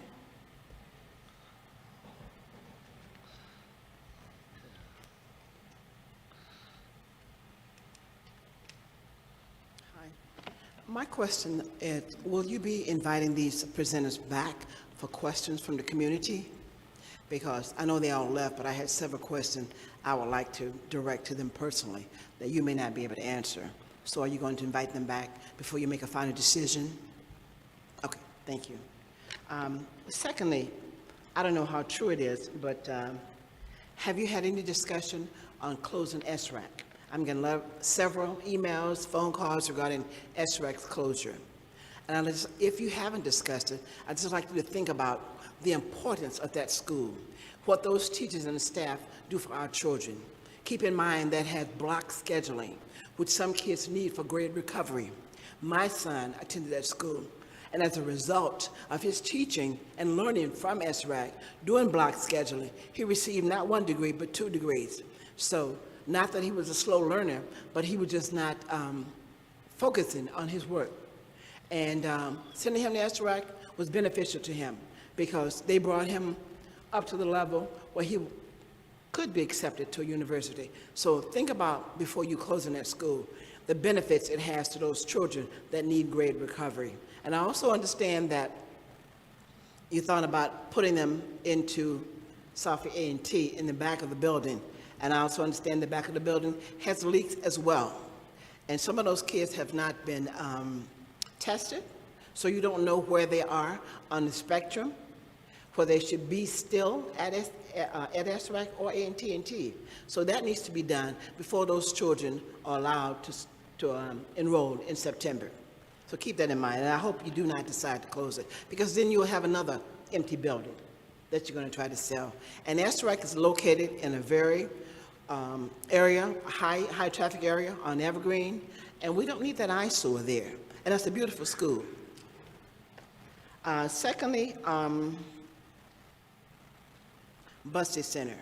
I understand that the Office of Head Start has visited Bussey this week to discuss keeping our school open. We're may lose our contract, but you need to know that board members should attend those meetings. Mr. Joyce and I were the only two board members who attended the meetings, and you have to, that's one of the criteria of the Office of Head Start. Board members must attend the meetings. And James, I'm sure when you remember, Dr. Wanda Robinson was very, very adamant about us attending those Bussey meetings. But now that's not being done. Board members don't attend. So you need to do that because we are fiduciary. The board members right there, you're a fiduciary. Dr. Green is superintendent. She oversees the entire district. But you are fiduciary. Bussey reports to the board first, then to Dr. Green. So we don't want to lose that program because it's very vital to our students.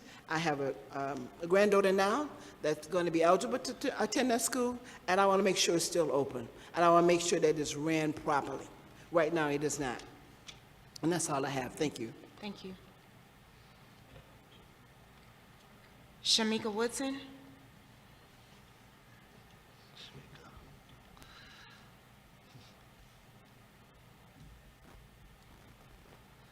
Thank you.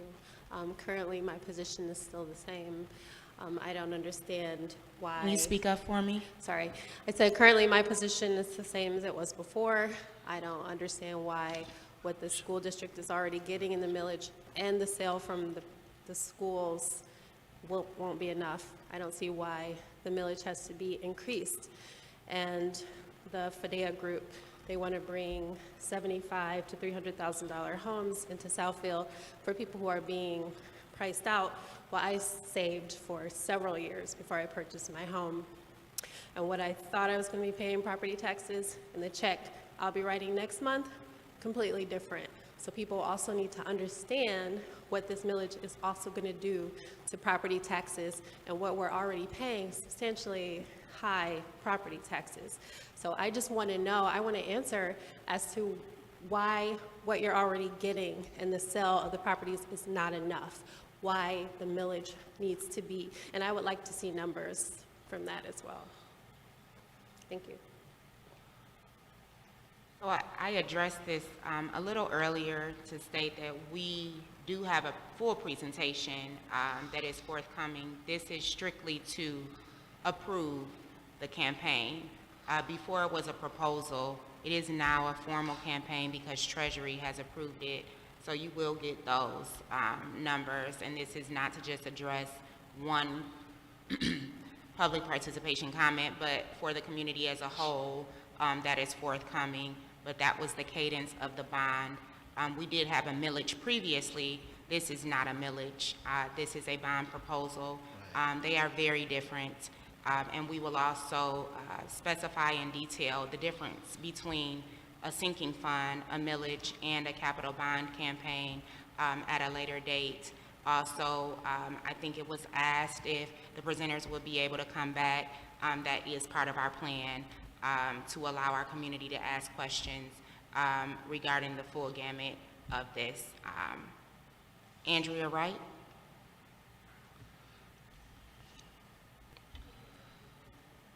Trustee Hicks? While Mrs. Wright is coming to the podium, I'm not sure if we had it in our plan to have a town hall to allow community to have an opportunity to review the information, then we can have a dialogue if there's still additional questions. We have multiple town halls. There will be a town hall for the community, there will be a town hall for the staff, and there will be a town hall for the students. Those are the people that are impacted. The students have had a very large town hall before this even got started to ask them what they wanted. The staff was briefed and surveyed, but there will be a much more robust conversation with them. And then the community also. We have talked about looking at homeowners associations, things like the Optimist Club, the Rotary Club, even our small businesses in the community who have communities, who have owners that live in Southfield. So the plan is much larger. This is just the kickoff. So hopefully everyone that is here right now can communicate that, because we will have information going out to our assisted living, our senior community, to multiple meetings, our DEMS clubs. We actually have a very robust list of people that we will be getting contacted with, not just via social media, email, and websites, but also print. So hopefully that answers some of those questions for the community, and this is definitely not the last time that we'll have this type of forum. Good evening once again. I'm Andrea Wright. This is my other half, Artist Wright. And I just want to piggyback on everything. I concur with my residents from Beacon Square. It was definitely on point. My only concern is I would rather have single-family homes instead of condos and duplexes. I would rather see that because the traffic is already heavy in that area. So you guys are doing a wonderful job. I'm glad to come back and speak to the people that presented their proposal as well. And also, too, we do have a lot of playgrounds. So that would not be a benefit for us. Mentorship, tutoring, things like that that would benefit our children. That would be something other than a playground. And my husband has something. I'd like to say hello to the board. I am a member of the Beacon Square Association. I'm on the board, and what the gentleman said, we don't need no condos, we don't need no 41. What we need is 3 and 4 bedroom homes in that area. And that's all I have. Thank you. Thank you. Deborah Brundage. That's it. Hello. Good I'm evening. here because I also heard that SRAC was going to close. And I'm here to just ask that that school remain open. I have witnessed many of the children that have gone there. They all love that school. They say they like its smallness, that their teachers care about them. They have the one-on-one that they need. I was here when Mr. Bolger was the principal, and everyone loved that school. I can't imagine them being here at this big, gigantic school, having to deal with what they need to deal with on such an important level. I'm also here because I heard that Bussey was going to close down, and I retired from Bussey. I have many neighbors now that have small children. They're all looking forward to going to Bussey, and I'm hoping that we hire the right people for Bussey so Bussey can get back to the status that it was before. Bussey was a great place. And it was a great place just until a couple years ago. So I'm hoping that the board solves that problem. And just like Ms. Betty Robinson said, I hope that all of the board members take the time to be at Bussey, to see what's going on, and to make sure that that school goes right. I have some of the kids that I've taught, their parents have called me and said, where should I go to school? I don't think I should go to Southfield anymore. Bussey's falling apart. And I don't want them to think that's indicative of our whole school system. If Bussey's run right, they'll believe that everything is run right. And I live in Southfield, and I want kids to stay in Southfield, and I want them to learn in Southfield. That's what I had to say.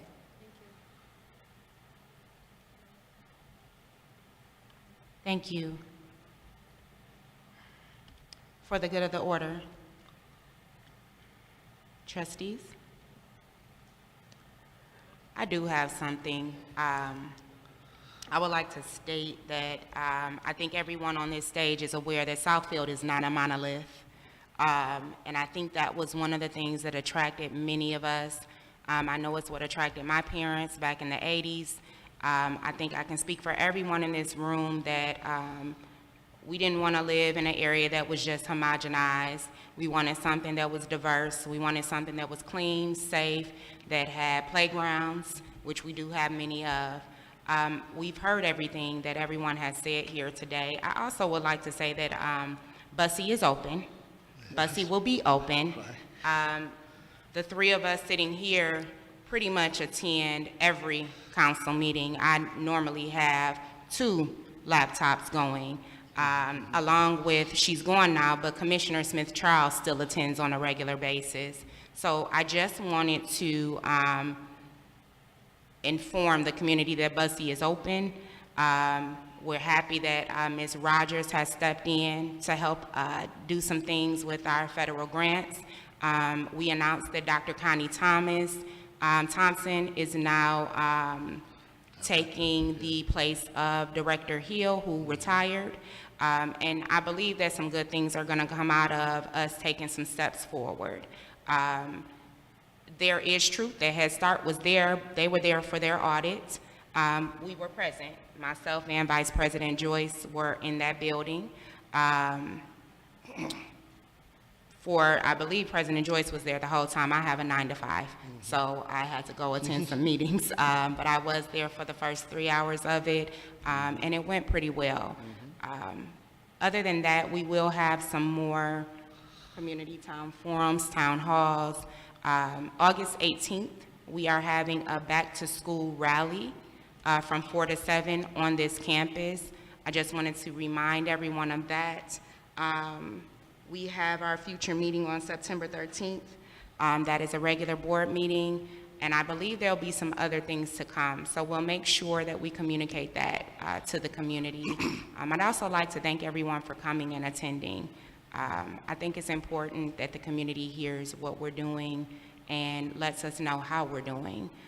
So thank you to all of you, to our presenters. We will be in touch soon. If the trustees have, Vice President?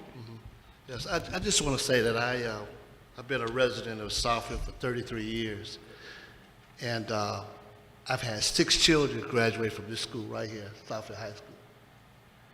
And like Trustee Hicks said, who also attended, the school looks the same.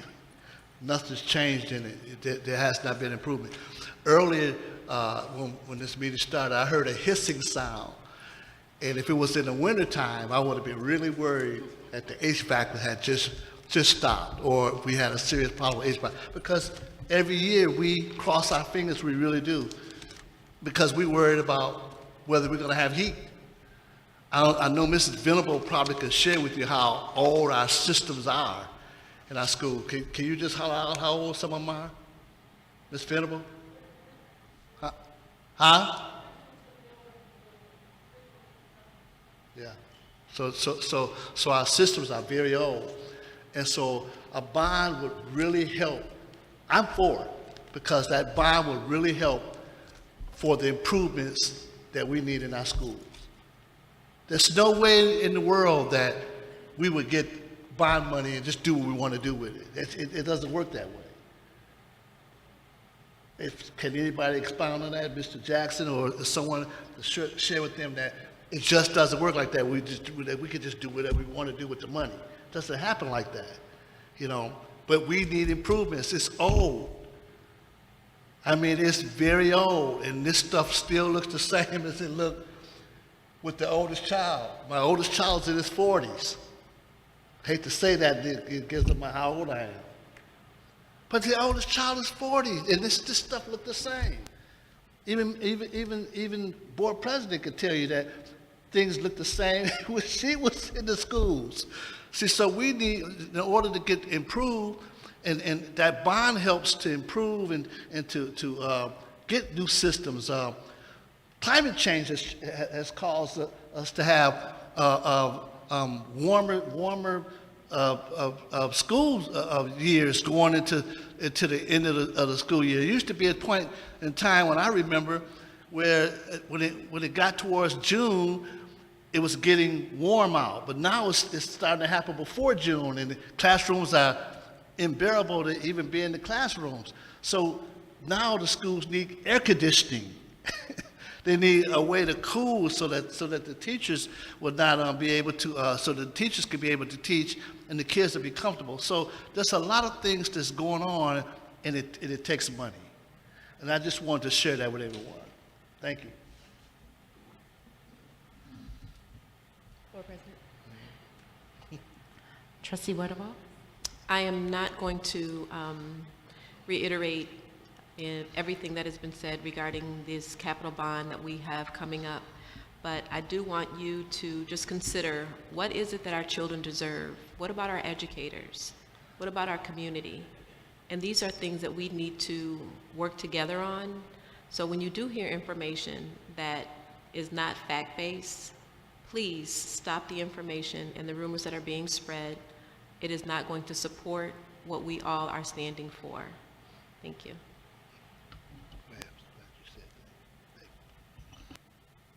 Trustees, anything else? Hearing none.